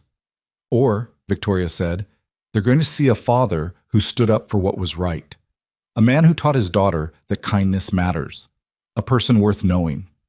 Nathan wanted to believe her, wanted to believe that doing the right thing would somehow work out, that the universe rewarded decency instead of punishing it. But he'd lived too long in the real world to buy that fantasy. "What do you need from me?" he asked instead. "Be there tomorrow, at the press conference. Stand with me." "Victoria, sit. I know it's a lot. I know it's scary. But I need you to understand something." She reached across the table and took his hand. "You changed my life on Saturday. Not because you solved my problems or rescued me or any of that fairy tale bullshit, but because you reminded me what I was fighting for, why I spent 8 years clawing my way back. And I need you there tomorrow to remind me again, because I'm going to stand in front of cameras and reporters and everyone who wrote me off, and I'm going to be terrified." "Ite yismato is boss." Her hand was warm in his, steady despite the trembling he could feel underneath. "Okay," Nathan said. "I'll be there." Victoria's smile was shaky but real. "Thank you." They talked for another hour, planning logistics and going over her statement, Victoria making adjustments based on Nathan's feedback. She was surprisingly uncertain about the whole thing, second-guessing her word choices, asking repeatedly if she sounded too angry or too emotional or too bitter. "You sound human," Nathan told her. "That's what matters. What if nobody cares? What if I reveal everything and people just shrug and move on? Then at least you'll know you tried. At least you won't spend the next 8 years wondering what would have happened if you'd been brave." Victoria looked at him for a long moment. "You're wiser than you give yourself credit for. I'm just tired of being scared all the time." "Yeah, me too." Nathan's phone buzzed. A message from the school. Emma had asked the office to call him because she forgot her lunch. "I have to go," he said, standing up. "Emma needs me." "Of course, go." Victoria stood too. "Nathan, thank you for agreeing to tomorrow, for all of it. Thank me after we survive it." He picked up Emma's lunch from home, a sandwich he'd made that morning and forgotten to pack, and drove to her school. The secretary gave him a look that suggested she'd seen the videos too, but she didn't say anything, just pointed him toward Emma's classroom. Emma was sitting in the hallway when he got there, her teacher Mrs. Rodriguez standing nearby. "Daddy!" Emma jumped up and ran to him. "Hey, sweetheart, forgot something?" "I'm sorry. I was thinking about the story you told this morning, and I forgot to check my backpack." Nathan handed her the lunch bag. Emma took it, then hesitated. "Daddy, some kids were asking about the videos, about the party." Nathan's chest tightened. "What did they say?" "They said you were famous, and that you were fighting with rich people." She looked up at him with worried eyes. "Are we in trouble?" Mrs. Rodriguez stepped forward. "Mr. Cole, could I speak with you for a moment?" They stepped away while Emma ate her sandwich on the hallway bench. Mrs. Rodriguez was young, maybe late 20s, with kind eyes and a no-nonsense demeanor Nathan appreciated. "I wanted you to know that we're monitoring the situation," she said quietly. "Some of the other parents have seen the videos. There's been talk." "What kind of talk?" "Mostly supportive, actually, but a few have expressed concern about the attention Emma might receive. One parent asked if she should be removed from class to avoid disruption." Nathan felt anger flash through him. "Because her father stood up to a bully?" Because her father is currently trending on social media and this is an elementary school. Mrs. Rodriguez's voice was gentle. I'm not saying I agree with them. I'm saying you should be prepared for it to get complicated. It's already complicated. I know. For what it's worth, I watched the videos. All of them. She smiled slightly. You did the right thing. And Emma is clearly being raised by someone who values kindness. That matters. Nathan felt some of the tension leave his shoulders. Thank you. But be prepared for tomorrow to be rough. Once that press conference happens, and yes, I've heard about it, the parent network is efficient, things are going to intensify. Emma might face questions, might face pushback from kids whose parents have opinions. Should I keep her home? That's your call. But I think Emma's stronger than you give her credit for. She talks about you constantly, about how you fix things for people, how you help neighbors, how you taught her to be kind even when it's hard. Mrs. Rodriguez looked toward where Emma sat, swinging her legs and eating her sandwich. Kids like that don't need to be hidden. They need to be supported. Nathan drove back to the apartment after dropping off Emma's lunch, his mind spinning with everything that was coming. The press conference, the continued fallout with Derek, the custody battle that was definitely going to intensify. His phone rang as he was parking. Unknown number. Hello? Mr. Cole? This is Jennifer Watts from Channel 7 News. I was hoping to ask you a few questions about the incident at the Ashford Crown Hotel. Nathan hung up. It rang again immediately. Different number. Mr. Cole, this is Brad Stevens from the Metro Daily. We're running a story about... He hung up again. The third call was from his ex-wife. He almost didn't answer. But Jessica had Emma on weekends sometimes, had a right to know what was happening in their daughter's life, even if she'd forfeited the right to have an opinion about Nathan's choices. Nathan? Jessica's voice was tight. We need to talk. Hi, Jessica. Don't hi, Jessica me. You're all over the internet. Videos of you fighting with people at some charity event, lawyers making statements, and now I'm hearing about a press conference? What the hell is going on? I stood up for someone who was being harassed. That's what's going on. You made yourself a spectacle. You brought Emma to an adult event where you knew there would be conflict. I didn't know anything. I was invited. I brought our daughter because the invitation said, and guest, and she's my guest. What happened after that wasn't planned. But it happened, and now Emma's going to school where other kids have seen videos of her father screaming at wealthy businessmen. I didn't scream at anyone. And my lawyer says this is exactly the kind of instability we've been documenting. Nathan closed his eyes. Here it was. The thing he'd been dreading since Saturday night. Emma is fine, Jessica. She's happy, she's healthy, she's doing well in school. One incident at a charity event doesn't change that. One incident that's gone viral. One incident that has you hiring lawyers and getting involved with some billionaire woman. Yes, I looked her up, and putting our daughter in the middle of whatever this is. Our daughter gave a woman a piece of candy because she was crying. That's the extent of Emma's involvement. Until the press conference tomorrow, which I assume Emma will attend since you don't seem to understand appropriate boundaries. Nathan's grip tightened on the phone. Emma will be in school tomorrow, where she belongs. Good. Because Nathan, I'm telling you right now, if this gets worse, if this continues affecting Emma's life, I'm going back to court. I'm asking for full custody, and this time, I think I'll get it. She hung up before he could respond. Nathan sat in his truck, rain still falling, and felt the weight of everything pressing down.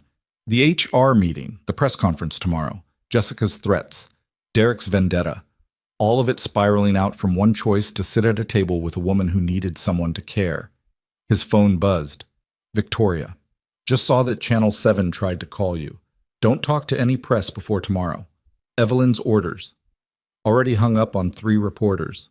Good. How are you holding up? Nathan thought about lying, about saying he was fine, that he could handle this, that everything was under control. My ex-wife just threatened to take Emma away. The phone rang immediately. Victoria. Tell me everything. So he did. Again. Because apparently his life had become a series of crisis conversations with a woman he'd known for less than 72 hours, but who felt more solid than people he'd known for years. Victoria listened, and when he finished, she was quiet for a moment. Nathan, I'm going to tell you something, and I need you to hear me, really hear me. Okay. Your ex-wife is scared. She's seen you all over social media, seen you connected to someone with money and influence, seen you stand up in ways she probably never saw during your marriage. And she's scared that she's losing control of the narrative she's built about you. The narrative that I'm unstable and irresponsible. Exactly. But here's the thing.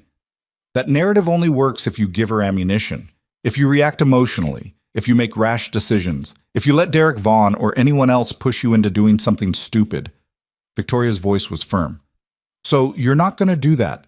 You're going to show up tomorrow, stand beside me, let me say what needs to be said. Then you're going to go home, pick up Emma from school, make her dinner, be the father you've always been. And when Jessica tries to use this in court, Evelyn is going to bury her in documentation showing that everything you did was measured, appropriate, and in Emma's best interest. You make it sound simple. It's not simple. It's hard as hell. But you're not alone in it anymore. After they hung up, Nathan sat for a long time. Then he drove to the grocery store and bought ingredients for Emma's favorite meal, tacos with the seasoning packet that came in the kit, because the homemade stuff never tasted right to her.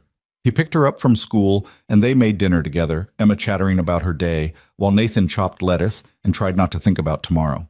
That night, after Emma was asleep, Nathan pulled out his father's navy suit and looked at it. The suit he'd worn to the gala. The suit that had marked him as different, as not belonging. He hung it in the back of the closet and pulled out his regular clothes, jeans, a button-down shirt, his work boots cleaned up but still obviously worn.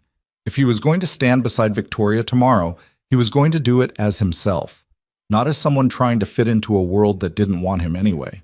His phone buzzed one last time. Victoria. Tomorrow, we tell the truth.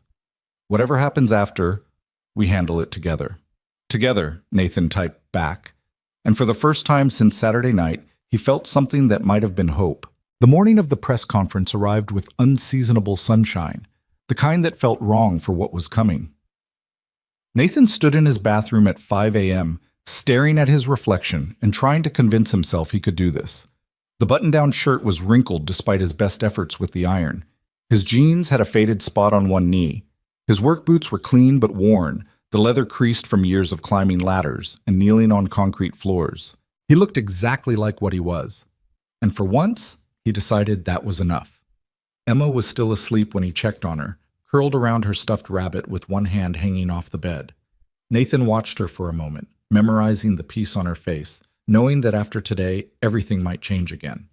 His phone showed 23 missed calls from numbers he didn't recognize. He ignored all of them except the one text from Victoria, sent at 4:30 in the morning. Can't sleep, terrified. Please tell me you're still coming. I'm coming. You're going to be great. You're a terrible liar, but I appreciate the effort. Nathan made coffee and sat at his kitchen table, watching the sun come up over the parking lot outside. Somewhere across the city, Victoria was probably doing the same thing. Probably sitting in whatever expensive apartment she lived in, drinking expensive coffee, wearing expensive clothes, and feeling exactly as scared as he did. The thought was oddly comforting. Mrs. Chen knocked on his door at 7, right on time. She'd agreed to take Emma to school and pick her up afterward, no questions asked, though the look she gave Nathan suggested she had plenty of questions she was choosing not to voice. You be careful today, she said, her accent thick with concern. I see the videos. I know what you did. Very brave, very stupid, but brave. Thanks, Mrs. Chen. That little girl need her father. You remember that when you standing in front of cameras. Nathan kissed Emma goodbye, promised he'd see her after school, and drove downtown with his stomach in knots. The Ashford Crown Hotel looked different in daylight, less magical and more like what it actually was, an expensive building where expensive people did expensive things. News vans were already setting up outside, reporters checking equipment and looking bored in that particular way media people had before something potentially interesting happened. Nathan parked in the public garage 2 blocks away because he couldn't afford the hotel's parking rates. He walked toward the building, hands in his pockets, trying to look like he belonged.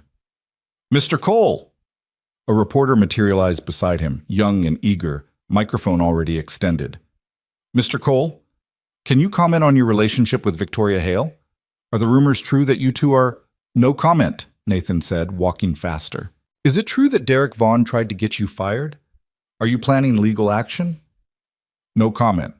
What about your daughter? How is she handling the attention? Nathan stopped walking. The reporter's eyes lit up, sensing a reaction. My daughter, Nathan said slowly, is 6 years old.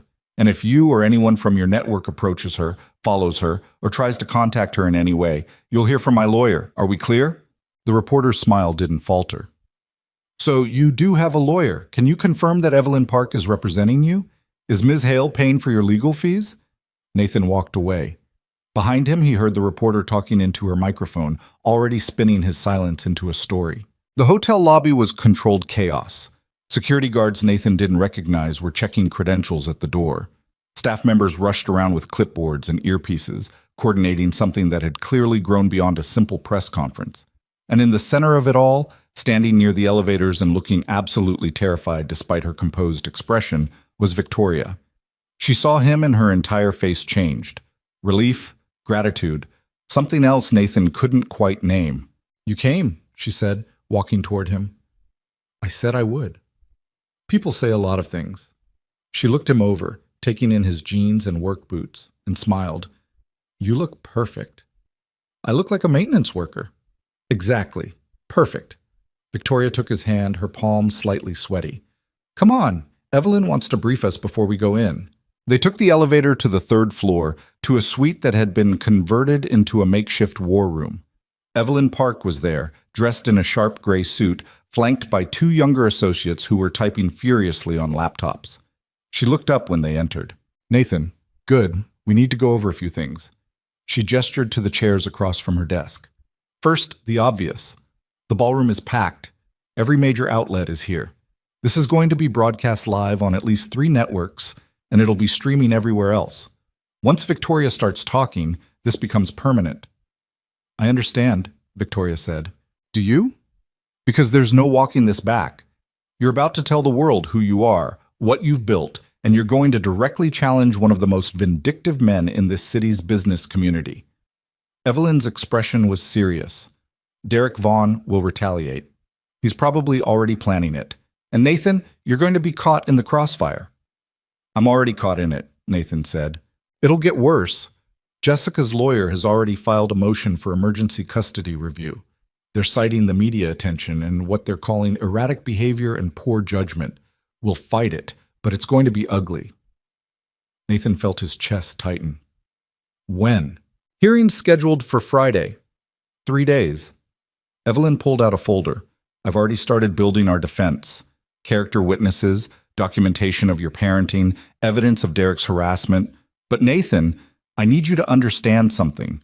The next 72 hours are critical. Everything you do, everything you say, it all gets used as evidence, so I need you to be calm, measured, and completely boring. Boring, Nathan repeated. Boring. Go to work if they'll let you. Pick up Emma from school. Make dinner. Be the steady, reliable father you've always been. Don't engage with press. Don't respond to provocations. Don't give them anything they can twist. Victoria squeezed his hand. We'll get through this. You keep saying that. Because I believe it. Evelyn checked her watch. We're on in 20 minutes. Victoria, final run-through of your statement. Nathan, you're going to stand beside her. Don't speak unless directly asked a question, and even then, keep it brief. The focus stays on Victoria and her announcement. You're there as support, nothing more. They spent the next 15 minutes going over Victoria's statement again. Evelyn making small adjustments, softening some of the more aggressive language, adding context where needed. Nathan watched Victoria transform as they worked, saw her pull on the armor of professionalism like a suit she'd worn 1,000 times. You ready? Evelyn asked finally. Victoria looked at Nathan. Are we? No, but let's do it anyway. The walk to the ballroom felt endless. The same hallways Nathan had walked through on Saturday night, the same carpet under his feet. But everything was different now. Security was tighter. Staff members watched with open curiosity, and the energy in the air had changed from celebration to anticipation. They paused outside the ballroom doors. Nathan could hear the crowd inside, the low murmur of dozens of conversations, the clicking of camera equipment being tested. Last chance to run, Victoria said, though her hand was tight in his. You don't want to run. No, but I'm scared. Me too. She looked at him, really looked at him, and something passed between them. An understanding, maybe. A recognition that they were both about to step off a cliff and hoped there was something other than rocks at the bottom. "Thank you," she said quietly, "for all of this, for being exactly who you are." Then the doors opened and they walked into the ballroom. The space was packed, every seat filled, cameras lined up along the back wall, reporters standing in the aisles with notepads and recorders. Nathan recognized some faces from Saturday night, people who'd watched Derek humiliate them, people who'd laughed or looked away or pulled out their phones to record. And there, in the third row, sat Derek Vaughn, with his arms crossed, and a smile that promised violence. Victoria walked to the podium at the front of the room, Nathan beside her, and the conversations died. Every eye turned toward them, every camera focused. This was it. Victoria adjusted the microphone, her hands shaking slightly. She pulled out her prepared statement, unfolded it, then seemed to change her mind and set it aside. "My name is Victoria Hale," she said, her voice carrying across the silent room. "And 8 years ago, my father destroyed everything I'd ever known." The room stayed silent, but Nathan could feel the shift. This wasn't what they'd been expecting. Charles Hale was a criminal. He defrauded investors, destroyed retirement funds, ruined lives. He deserved to go to prison, and I'm not here to defend him or make excuses for what he did. Victoria's voice was steady now, stronger. But I was 22 years old when his crimes came to light. 22. And suddenly I was unemployable, unrentable, untouchable. My degree from an expensive university meant nothing because everyone knew my last name. My friends disappeared. My future evaporated, and I had two choices: give up or rebuild. She paused, letting that sink in. I chose to rebuild. I changed my name to Victoria Hayes. I moved to a city where nobody knew me. I worked 3 jobs, slept 4 hours a night, and learned everything I could about business. Real business, not the corrupt empire my father had built. And slowly, very slowly, I started creating something that was mine, something clean. Nathan watched the crowd. Some people were leaning forward, engaged. Others looked skeptical. Derek was whispering to the man beside him, probably already crafting his counter-narrative. 5 years ago, I founded Hale Property Group. We specialize in luxury hotels and commercial real estate. We now own properties in 6 states with a combined value of over $400 million. Victoria's voice was firm. And yes, that includes the Ashford Crown Hotel, where many of you attended a charity gala this past Saturday night. The room erupted, reporters shouting questions, cameras flashing, people turning to each other in shock. Victoria waited, letting the chaos wash over her, until Evelyn stepped forward and raised a hand. "Ms. Hale will take questions after her statement. Please hold until then." The noise died down reluctantly. Victoria continued, "I've kept my ownership quiet because I was afraid. Afraid that if people knew who I really was, they'd destroy what I'd built. Afraid that my father's sins would become mine all over again. And for 8 years, that fear controlled every decision I made." She looked directly at Derek. "Until Saturday night, when I was reminded that fear is just another form of prison." Derek's smile had disappeared. "On Saturday, at a charity event in my own hotel, I was publicly mocked. My family's tragedy was turned into entertainment. I was called a failure, a has-been, someone who didn't matter anymore. And I sat there and took it because I thought that was the price of surviving." Victoria's voice cracked slightly. Then Nathan Cole, a man I'd never met, chose to sit beside me. She gestured to Nathan, and suddenly every camera in the room swung toward him. He forced himself to stay still, to not flinch from the attention. Mr. Cole is a maintenance technician. He's a single father. He's exactly the kind of person that room full of wealthy, influential people decided didn't belong. But when he saw cruelty happening, when he saw someone being hurt, he made a choice. He chose kindness over comfort. He chose to stand with someone who was suffering instead of staying safe. Victoria's eyes were bright with unshed tears. "And his 6-year-old daughter gave me a piece of candy because she saw I was sad and wanted to help." The room was silent again, but it was a different kind of silence. Listening, not just waiting. "I'm standing here today to say that I'm done hiding. I'm Victoria Hale, daughter of a criminal, owner of a successful business, and a person who believes that dignity isn't measured in bank accounts." She pulled a folded paper from her pocket. The candy wrapper, Nathan realized. Emma's mint candy. I've carried this with me every day since Saturday as a reminder that the smallest acts of kindness can change everything. That courage doesn't require wealth or influence. That sometimes the most important thing you can do is just sit beside someone and refuse to let them suffer alone. Victoria looked out at the crowd, at the cameras, at Derek's furious face. So I'm making an announcement.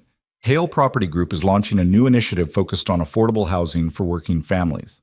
We're starting with a $100 million investment in rehabilitating neglected properties and creating stable, dignified housing for people like Nathan Cole. People who work hard, who deserve better than struggling every month just to keep a roof over their heads. Her voice rose. And I'm personally inviting Mr. Cole to oversee this initiative because I trust his integrity more than I trust the credentials of anyone else in this room. Nathan's head snapped toward her. They hadn't discussed this. This wasn't part of the plan. Victoria met his eyes and smiled. If he'll accept, of course. The room exploded again. Reporters were standing now, shouting over each other, cameras pushing forward. Evelyn was trying to restore order, but it was chaos. And Derek Vaughn stood up, his face red with fury. This is absurd. His voice cut through the noise. You expect us to believe that you've secretly built a $400 million company? That you just happen to own this hotel?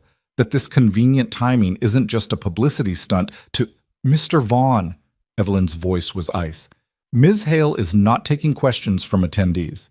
If you have concerns, you can address them through proper channels. Proper channels? Your client is making wild claims without evidence, attacking my reputation. Your reputation is attacking itself, Victoria said quietly, but the microphone caught it.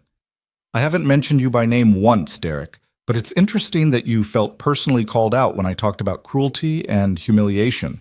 Makes a person wonder why that struck such a nerve. The crowd laughed, actually laughed, and Derek's face went from red to purple. You're going to regret this, he said, pointing at Victoria. Both of you. I will personally make sure. Mr. Vaughn. Evelyn stepped forward, her phone already out and recording. You're threatening my clients in front of dozens of witnesses and live cameras. Please continue. My litigation team would love the material. Derek looked around, seemed to realize where he was, what he was doing. He grabbed his coat and stormed out, two of his associates scrambling to follow. The ballroom watched him go, and then someone started clapping. Just one person at first, then another, then the whole room was applauding. Not for Derek leaving, for Victoria standing there, for what she'd said, for the courage it took to reveal everything. Nathan felt something in his chest, something that might have been pride or hope, or the beginning of believing that maybe this could actually work. Victoria fielded questions for the next 45 minutes. About her company, about the housing initiative, about her father's crimes, and how she'd rebuilt. She was calm, professional, and devastatingly honest. When reporters tried to make it sensational, she brought it back to facts. When they asked about Nathan, she praised him without making him a symbol. When they asked about Derek, she simply said that some people's behavior spoke for itself. Finally, Evelyn called time. Ms. Hale has a business to run. Full documentation of Hale Property Group's ownership and financials will be available on our website by end of day. Thank you all for coming. They escaped through a side door, Evelyn leading them through service corridors Nathan recognized from his maintenance work. Staff members watched them pass with undisguised interest, and Nathan wondered how long it would take for this to spread through the building's workforce. Back in the third-floor suite, Victoria collapsed into a chair and put her head in her hands. Oh my God, I can't believe I did that. You were perfect, Evelyn said, already typing on her phone. Derek's outburst was a gift, made him look unstable and vindictive. Several reporters are already running with that angle. I offered Nathan a job. We didn't discuss offering him a job. I noticed. Evelyn looked at Nathan. Thoughts? Nathan sat down slowly. I don't know anything about managing housing initiatives. You know about maintenance. You know what working families need because you are one. You know the difference between cosmetic fixes and actual quality. Victoria looked up at him. And I trust you. That's worth more than experience. Victoria, I can't just quit my job and the salary is $120,000 a year plus benefits, including legal support for custody matters. She said it matter-of-factly, like she was discussing the weather. Nathan felt the floor drop out from under him. What? I'm serious. This isn't charity. I need someone to run this program who actually cares about doing it right. Someone who won't cut corners to save money or treat people like statistics. Someone who remembers what it's like to struggle. Victoria's voice softened. I need you, Nathan. And honestly, after what we just did down there, I think you need this too. He thought about the apartment complex where he worked, about Marcus covering his shifts, about Derek's influence in the HR meeting and the constant fear that one wrong move would cost him everything.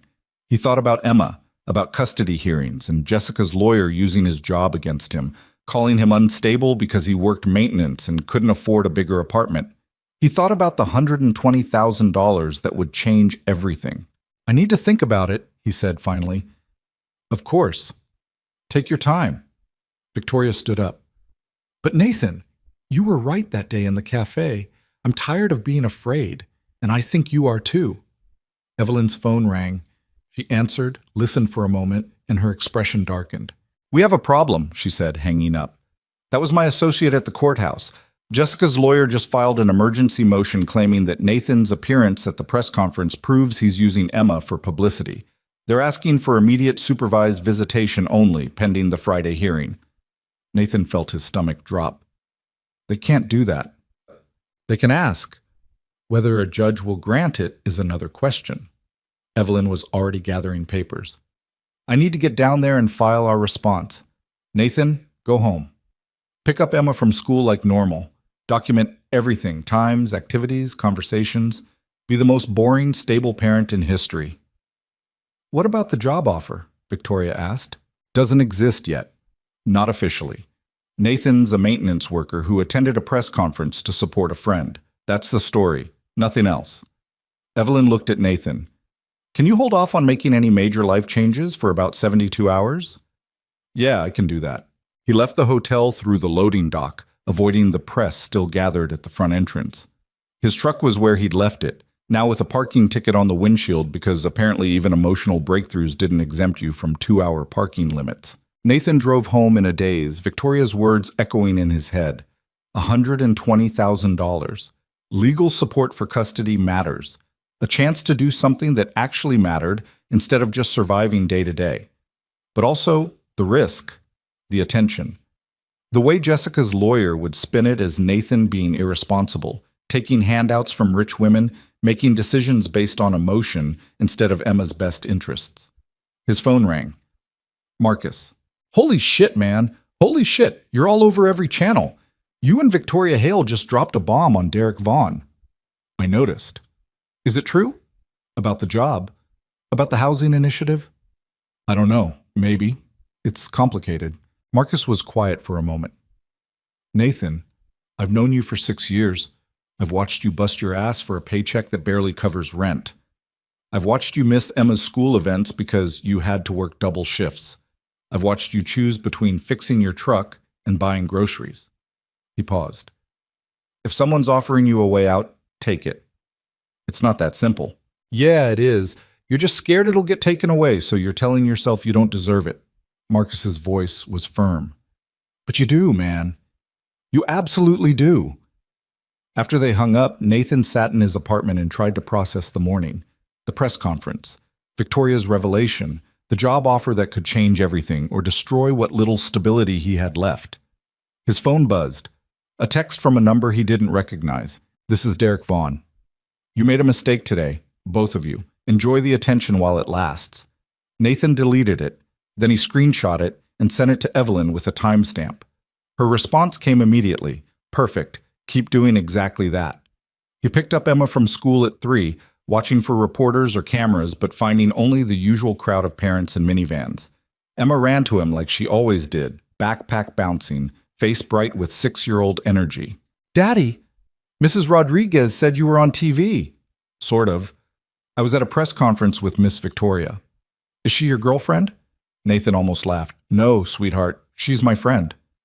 Emma's friend Lucy says her mom says that you're dating a billionaire and that's why you're famous. Lucy's mom doesn't know what she's talking about. They went home and Nathan made dinner, chicken nuggets, and mac and cheese because it was Emma's favorite and he needed something simple and normal. They ate together at the kitchen table while Emma told him about her day, about art class and recess, and how Tommy Peterson had eaten paste again even though everyone knew you weren't supposed to. Normal, boring, exactly what Evelyn had told him to be. After Emma went to bed, Nathan's phone rang. Victoria. How are you? Tired, confused, possibly having a breakdown. He paused. You really meant it? About the job? Every word. Nathan, I'm about to build something that could actually help people. Real people, not just numbers on a spreadsheet. And I can't do it alone. I need someone who understands what it's like to choose between paying rent and fixing your car. Someone who knows the difference between affordable housing that works and affordable housing that's just gentrification with better PR. I don't have any qualifications. You have empathy. You have integrity. You showed up in a ballroom full of people who wanted to humiliate me, and you sat down anyway. That's the qualification that matters. She took a breath. But I understand if you need time. If you need to wait until after the custody hearing, until things settle down. I'm not going anywhere. Thank you, Nathan said quietly, for all of this. For standing up there today and telling your story. For offering me something I never thought I'd have. Thank you for reminding me why it matters. They talked for another 20 minutes, about nothing important. About Emma's school day, and Victoria's meetings, and the way Derek had looked when he stormed out. Easy conversation, the kind that felt like breathing. When they finally hung up, Nathan lay in bed staring at the ceiling, thinking about choices and consequences and the strange way life could change in 72 hours. His phone buzzed one last time. A text from Evelyn. Filed our response to Jessica's emergency motion. Judge denied it. Emma stays with you on regular schedule. Hearing still set for Friday. Get some sleep. You earned it. Nathan felt something in his chest unclench. Not everything. Not the fear about Friday or the uncertainty about the job or the knowledge that Derek Vaughn was planning retaliation. But enough. Enough to sleep. Enough to hope. Enough to believe that maybe, just maybe, doing the right thing could actually work out. The 3 days between the press conference and the custody hearing moved like water and concrete at the same time. Hours that dragged, and then suddenly it was Friday morning, and Nathan was standing outside the courthouse in a borrowed suit that fit better than his father's, but still felt like a costume. Evelyn met him on the steps, carrying a briefcase that looked like it weighed more than Emma. You ready? No. Good. Confidence would make you look arrogant. She checked her watch. Jessica's lawyer is Robert Brennan. He's going to paint you as unstable, impulsive, someone who prioritizes attention over Emma's well-being. He's going to use the gala, the press conference, the viral videos. He's going to make it sound like you're using your daughter for sympathy. I'm not. I know, but we need to prove it. Evelyn pulled out her tablet. I've got school records showing Emma's grades, attendance, teacher evaluations. I've got affidavits from Mrs. Chen, from Marcus, from Emma's pediatrician. I've got financial records showing you've never missed child support, never been late on anything related to Emma's care. And I've got the videos from the gala, which actually help us because they show you protecting Emma, removing her from a hostile situation, making her welfare your priority. Nathan's stomach was doing complicated things. What about Victoria's job offer? It hasn't been formally made yet, not on paper, so legally, it doesn't exist. Evelyn's smile was sharp. And even if it did, accepting a legitimate job offer isn't evidence of instability. It's evidence of professional growth. They walked into the courthouse together, through metal detectors, and past people waiting for their own hearings, their own moments of having their lives decided by strangers. The family court was on the 3rd floor, a room that tried to look friendly with pastel paint and soft lighting, but still felt like exactly what it was, a place where families broke apart. Jessica was already there, sitting beside her lawyer. She looked expensive, put together in a way Nathan remembered from when they'd first met, before Emma and Bill's and the slow realization that they wanted different things from life. Her husband sat behind her, the man with the nice house and the stable job, looking like an extra in someone else's story. Jessica's eyes met Nathan's across the room. He couldn't read her expression. Regret, maybe, or determination. Or just the tiredness that came from fighting too long over something that should have been simple. Robert Brennan stood when the judge entered, Judge Patricia Morrison was in her 60s with gray hair and reading glasses and the kind of face that suggested she'd heard every excuse, every lie, every desperate parent trying to explain why they deserved their children. "We're here for an emergency review of custody arrangement in the matter of Emma Cole," she said, looking at her notes. "Ms. Reeves, you filed the motion. Your grounds?" Jessica stood up, smoothing her skirt. "Your Honor, I filed for review because my ex-husband has demonstrated a pattern of unstable behavior and poor judgment that I believe puts our daughter at risk." Nathan felt Evelyn's hand on his arm, a silent reminder to stay calm. "Specifically?" Judge Morrison asked. Brennan stepped forward. "Your Honor, on Saturday, March 18th, Mr. Cole took his 6-year-old daughter to a high-profile charity gala where he knew there would be alcohol, adult situations, and the potential for conflict. During that event, he became involved in a public altercation that has since gone viral on social media, exposing Emma to millions of viewers without her consent. The altercation was someone else harassing a woman at her table," Evelyn said. "Mr. Cole intervened to stop harassment. The videos show this clearly." "The videos show Mr. Cole creating a scene at an inappropriate venue for a child," Brennan countered. Then, 4 days later, he appeared at a press conference with that same woman, a billionaire he'd just met, standing beside her while she made dramatic revelations about her business holdings. This suggests a pattern of impulsive decision-making, of prioritizing attention and drama over Emma's stability. Judge Morrison looked at Nathan. "Mr. Cole, why did you take your daughter to a charity gala?" Nathan stood up. His hands were shaking, but his voice was steady. "The invitation said, 'and guest.' I'm a single father. My daughter is my guest to everything. I thought it would be educational for her, seeing how charity events work, how people help others. I didn't know there would be conflict. I didn't plan any of what happened. But when conflict arose, you engaged with it rather than leaving. I sat at a table with someone who was being publicly humiliated. That's not engagement, Your Honor. That's basic human decency." "And the press conference?" "I attended to support a friend who'd asked for my help. Emma was in school. She wasn't present. It had nothing to do with her." Judge Morrison looked at her notes. "Ms. Park, what's your client's position?" Evelyn stood and Nathan saw why Victoria had chosen her. She had presence, authority, the kind of certainty that made you believe her even before she started talking. "Your Honor, my client is a devoted father who's been raising his daughter alone for 2 years since Ms. Reeves left their marriage for another relationship. In that time, Emma has thrived. Her school records show excellent grades, perfect attendance, and teacher evaluations that consistently praise both Emma's behavior and Mr. Cole's involvement in her education." She pulled out documents, handing copies to the judge and Brennan. "Mr. Cole has never missed a child support payment, never been late to a pickup or drop-off, never failed to attend a school event or doctor's appointment. Emma's pediatrician describes her as healthy, well-adjusted, and clearly loved. Her teacher, Mrs. Rodriguez, has provided an affidavit stating that Emma frequently talks about her father with obvious affection and that she's never shown any signs of neglect or instability. And yet," Brennan said, "Mr. Cole took her to an event where she witnessed her father in a confrontation with wealthy businessmen, where she was filmed and posted online without consent.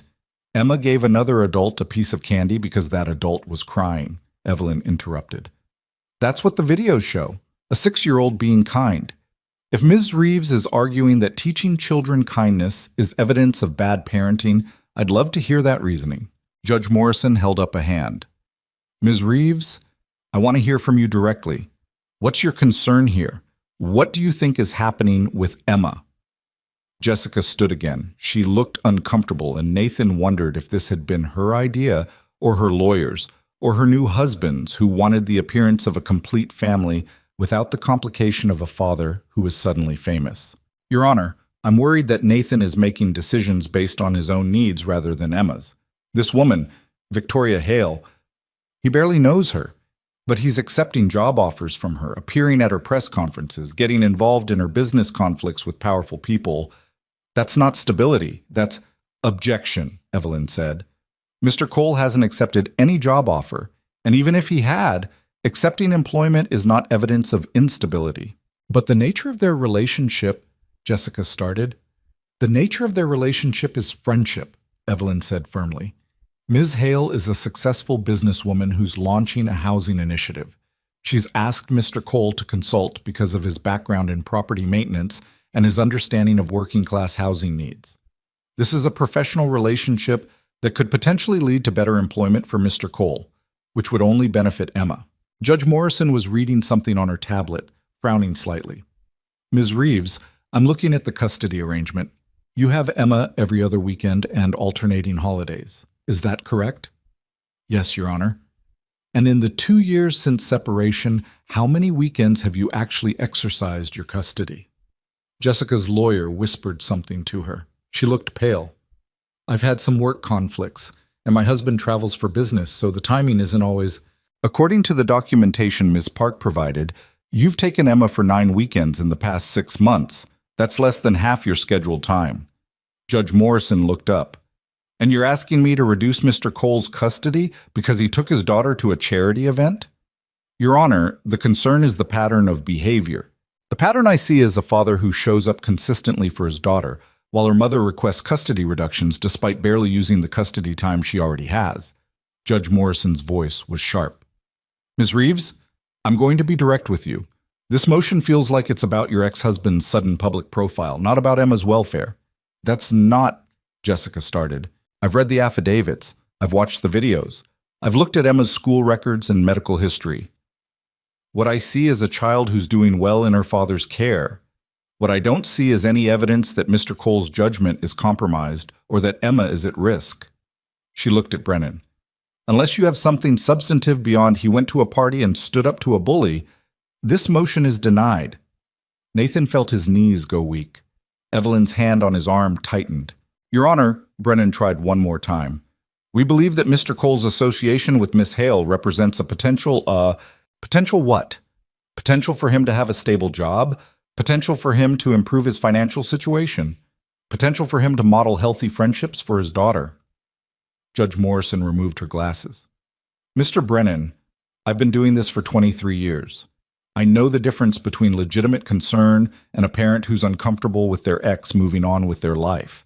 Motion denied. Custody remains unchanged. We're done here. She stood and left, and just like that, it was over. Nathan sat down hard in his chair.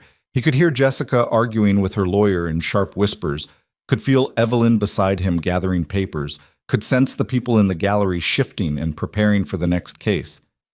But all he could think was, Emma stays with me. Emma stays with me. Emma stays with me. Breathe, Evelyn said quietly. You're going to want to breathe. He did, and it felt like the first real breath he'd taken in 5 days. Jessica approached as they were leaving, her husband staying back by the door. She looked smaller somehow, less certain than she had when this started. Nathan. Jessica. Can we talk? Just for a minute? Evelyn looked at Nathan, asking permission with her eyes. He nodded, and she stepped away to give them privacy. Jessica twisted her wedding ring, a nervous habit he remembered from their marriage. I'm sorry about all this. Robert said we had a strong case, that the videos showed poor judgment, that... She stopped. I'm sorry. Why did you do it? Nathan asked. The anger he'd been holding back leaked into his voice. We had an arrangement. It was working. Emma was happy. Why try to take that away? Because I saw you on TV standing beside a billionaire and I panicked. Jessica's voice broke. I panicked because you looked confident and strong, and you were defending someone who needed help, and I realized I'd never seen you like that when we were together. And it made me wonder if I'd made a mistake, if maybe I gave up on us too soon. Nathan stared at her. You left me for another man, Jessica. You wanted stability and money and things I couldn't give you. You made your choice. I know. And I'm not trying to undo that. Mark is good to me. He's stable. We have a nice life.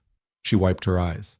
But seeing you on those videos, seeing Emma give that woman candy because you taught her to be kind, it reminded me that you're a good person, a really good person, and I tried to take Emma away from that because I was jealous. That's not a reason, Jessica. That's not even close to a reason. I know. I'm sorry. She looked at him, really looked at him. You're going to be okay, aren't you? You and Emma, even if I'm not part of it anymore. Nathan thought about the question, about the apartment they lived in and the job he might take and the woman who'd offered him a chance at something better. About Victoria carrying Emma's candy wrapper in her pocket and Judge Morrison saying Emma was clearly loved. "Yeah," he said, "we're going to be okay." Jessica nodded. Then she turned and walked back to her husband, and Nathan watched her go without feeling much of anything at all. Outside the courthouse, Evelyn was on her phone, already moving to her next case. She hung up when she saw Nathan. "You good?" "Getting there." "Jessica won't file again, not after that. Judge Morrison basically told her to back off or face sanctions." Evelyn smiled. "You're clear, Nathan. You and Emma are clear." He should have felt relief, joy, something big and overwhelming. Instead, he just felt tired and grateful and ready to go home. "Thank you," he said, "for everything. I know Victoria's paying you, but thank you.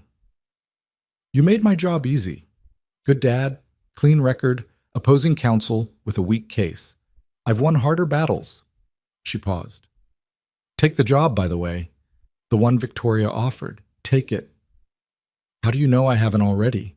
"Because you're scared it'll disappear, because you don't believe you deserve it, because you've spent so long in survival mode that you can't recognize an actual opportunity when it's standing in front of you." Evelyn's voice was kind but firm. "Take the job. Build the housing program. Let yourself have something good." Nathan picked Emma up from school that afternoon, and she knew immediately that something had changed. Kids were like that. They could read adult emotions better than adults could. "Did you win?" she asked in the truck. "Win what, sweetheart?" "The thing with Mommy. Mrs. Chen said you had to go talk to a judge about me living with you." Nathan glanced at her in the rearview mirror, 6 years old and already too perceptive. "Yeah, baby, I won. You're staying with me. I wasn't going to leave anyway," Emma said matter-of-factly. "I told Mommy that on the phone last week. I said I live with Daddy, and that's how it is." Nathan almost drove off the road. "You told her what?"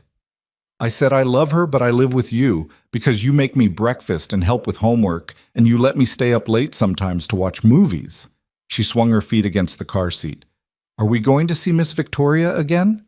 "Yeah, I think so." "Good. I like her. She's sad, but she's trying not to be. Like you."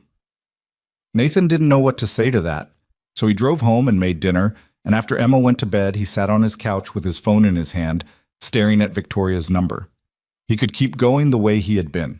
Keep fixing air conditioners and toilets, keep scraping by, keep playing it safe. It was familiar. It was what he knew. Or he could take a chance on something that scared him.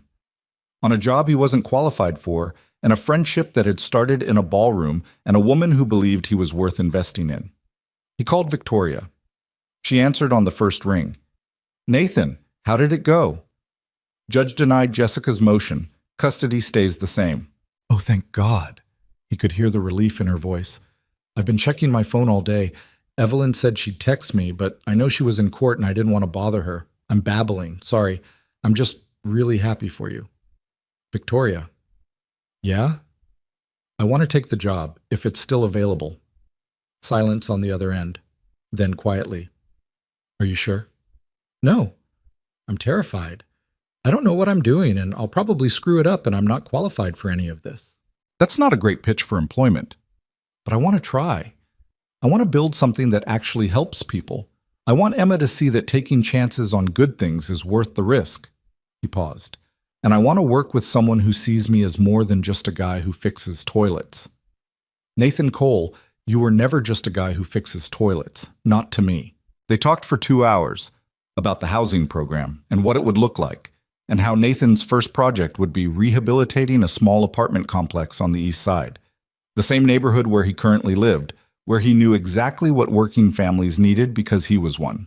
3 months later, Nathan stood in the parking lot of Riverside Commons, the newly renovated apartment complex that had once been a decaying building nobody wanted to live in. The transformation hadn't been magic. It had been work. Months of coordinating with contractors, arguing with suppliers, learning building codes and safety regulations, and the 1,000 small details that went into making a place livable. But it was done. 24 units of genuinely affordable housing with rents set at what a single parent making minimum wage could actually afford. With laundry rooms that didn't eat quarters and parking lots with actual lighting and playgrounds that were safe for kids. Victoria stood beside him, watching the first families move in with their boxes and furniture and the kind of cautious hope people had when good things happened unexpectedly. "You did this," she said. "We did this." "No. You did the hard part. I just wrote checks." She smiled. "How does it feel?" Nathan watched a mother and her 2 kids walk into their new apartment, the woman stopping at the door to run her hand along the fresh paint, like she couldn't quite believe it was real. "It feels like something that matters," he said. Emma ran across the parking lot, her backpack bouncing, Marcus's daughter Sophia right behind her. The two had become inseparable over the past months, united by having dads who worked too much and a shared love of mint candy. "Daddy! Miss Victoria! We found a cat by the playground." "Is it a stray?" Nathan asked. "I don't know. It's orange and it let me pet it, and Sophia says we should keep it." "We're not keeping a cat, sweetheart." "But Daddy, we'll make sure it has food and water and we'll ask if anyone's missing a cat, but we're not keeping it tonight." Emma's face fell into the pout that meant she was going to argue. Then she seemed to remember something and pulled out her trump card. "What if Miss Victoria wants a cat?" Victoria laughed, surprised. "Oh, so now I'm the one adopting strays?" "You adopted Daddy," Emma said with perfect 6-year-old logic. Nathan felt his face go hot. "Emma, that's not... Victoria didn't..." "She kind of did, though," Victoria said, her eyes sparkling. "Found you in a ballroom, brought you home, gave you a job. That's basically how cat adoption works. I'm not a cat. You're grumpy in the mornings before coffee. You're definitely cat-like." Emma giggled, and Sophia joined in, and Nathan realized this was his life now. Standing in a parking lot with the woman who'd changed everything, watching families move into homes he'd helped create, listening to his daughter laugh with her best friend. It wasn't perfect. The housing program had challenges, funding issues, zoning battles, people like Derek Vaughn, who fought them at every turn. Nathan still woke up some mornings convinced he'd fail, convinced he wasn't qualified, convinced that any minute someone would realize he was just a maintenance worker pretending to be something more. But then he'd drive to a site and solve a problem nobody else had thought of because he'd actually lived these struggles. Or he'd get an email from a single mother thanking him for creating a home she could afford. Or he'd watch Emma play in a parking lot that was safe because he'd insisted on proper lighting even when the contractor said it was too expensive. And he'd remember that sometimes the most qualified person for a job was the one who understood why it mattered. Derek Vaughn had tried to retaliate, of course, filed complaints, spread rumors, used his influence to create obstacles. But Victoria had been right. She had better resources.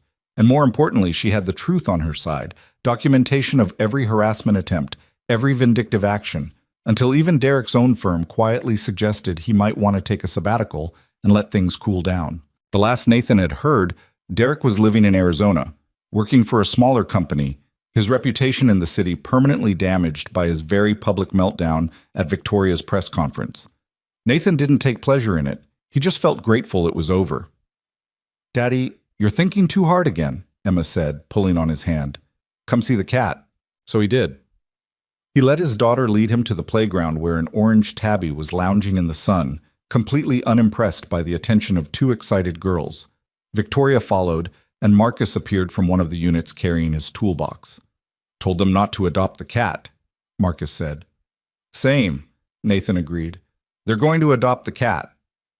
"Oh, absolutely." The cat looked at Nathan with yellow eyes that suggested it had already made its decision about who would be providing dinner. Emma was already naming it. "Mango, because he's orange like a mango." And Sophia was nodding enthusiastically. Victoria's phone rang. She checked it, smiled, and showed Nathan the screen. It was a news alert about Hale Property Group's expansion into 3 new cities, about the affordable housing initiative that was being called a model for corporate responsibility. "We're doing something right," she said quietly. "Yeah, we are." That evening, after the families had settled in and Emma and Sophia had been convinced that Mango the cat would be fine outside overnight with food and water, Nathan and Victoria sat on the steps of Building 3 watching the sunset paint the parking lot orange and gold. "You know what I realized today?" Victoria said. "What?" "That night in the ballroom when you sat down at my table, I thought you were being kind to me, showing me mercy or charity or whatever." She looked at him. "But that's not what it was it? What was it then?" You were showing yourself that you were the kind of person who sits down instead of walking away. You were deciding who you wanted to be. She smiled. And it just happened to change my life in the process. Nathan thought about that. About the man he'd been before the gala, exhausted and afraid and just trying to survive. About the choices he'd made that night and every day since. You changed my life too, he said. We changed each other's lives. That's better. Emma appeared from wherever she'd been exploring, dragging a reluctant Mango in her arms. The cat looked deeply offended but was purring anyway. Daddy, Mango says he wants to come home with us. Mango spoke to you? Yes, in cat language. Emma, we talked about this, but he doesn't have a family. And Mrs. Chen said nobody's missing an orange cat, and he's all alone. Emma's eyes were wide, pleading. Like Miss Victoria was before you sat with her. Victoria made a choking sound that might have been laughter.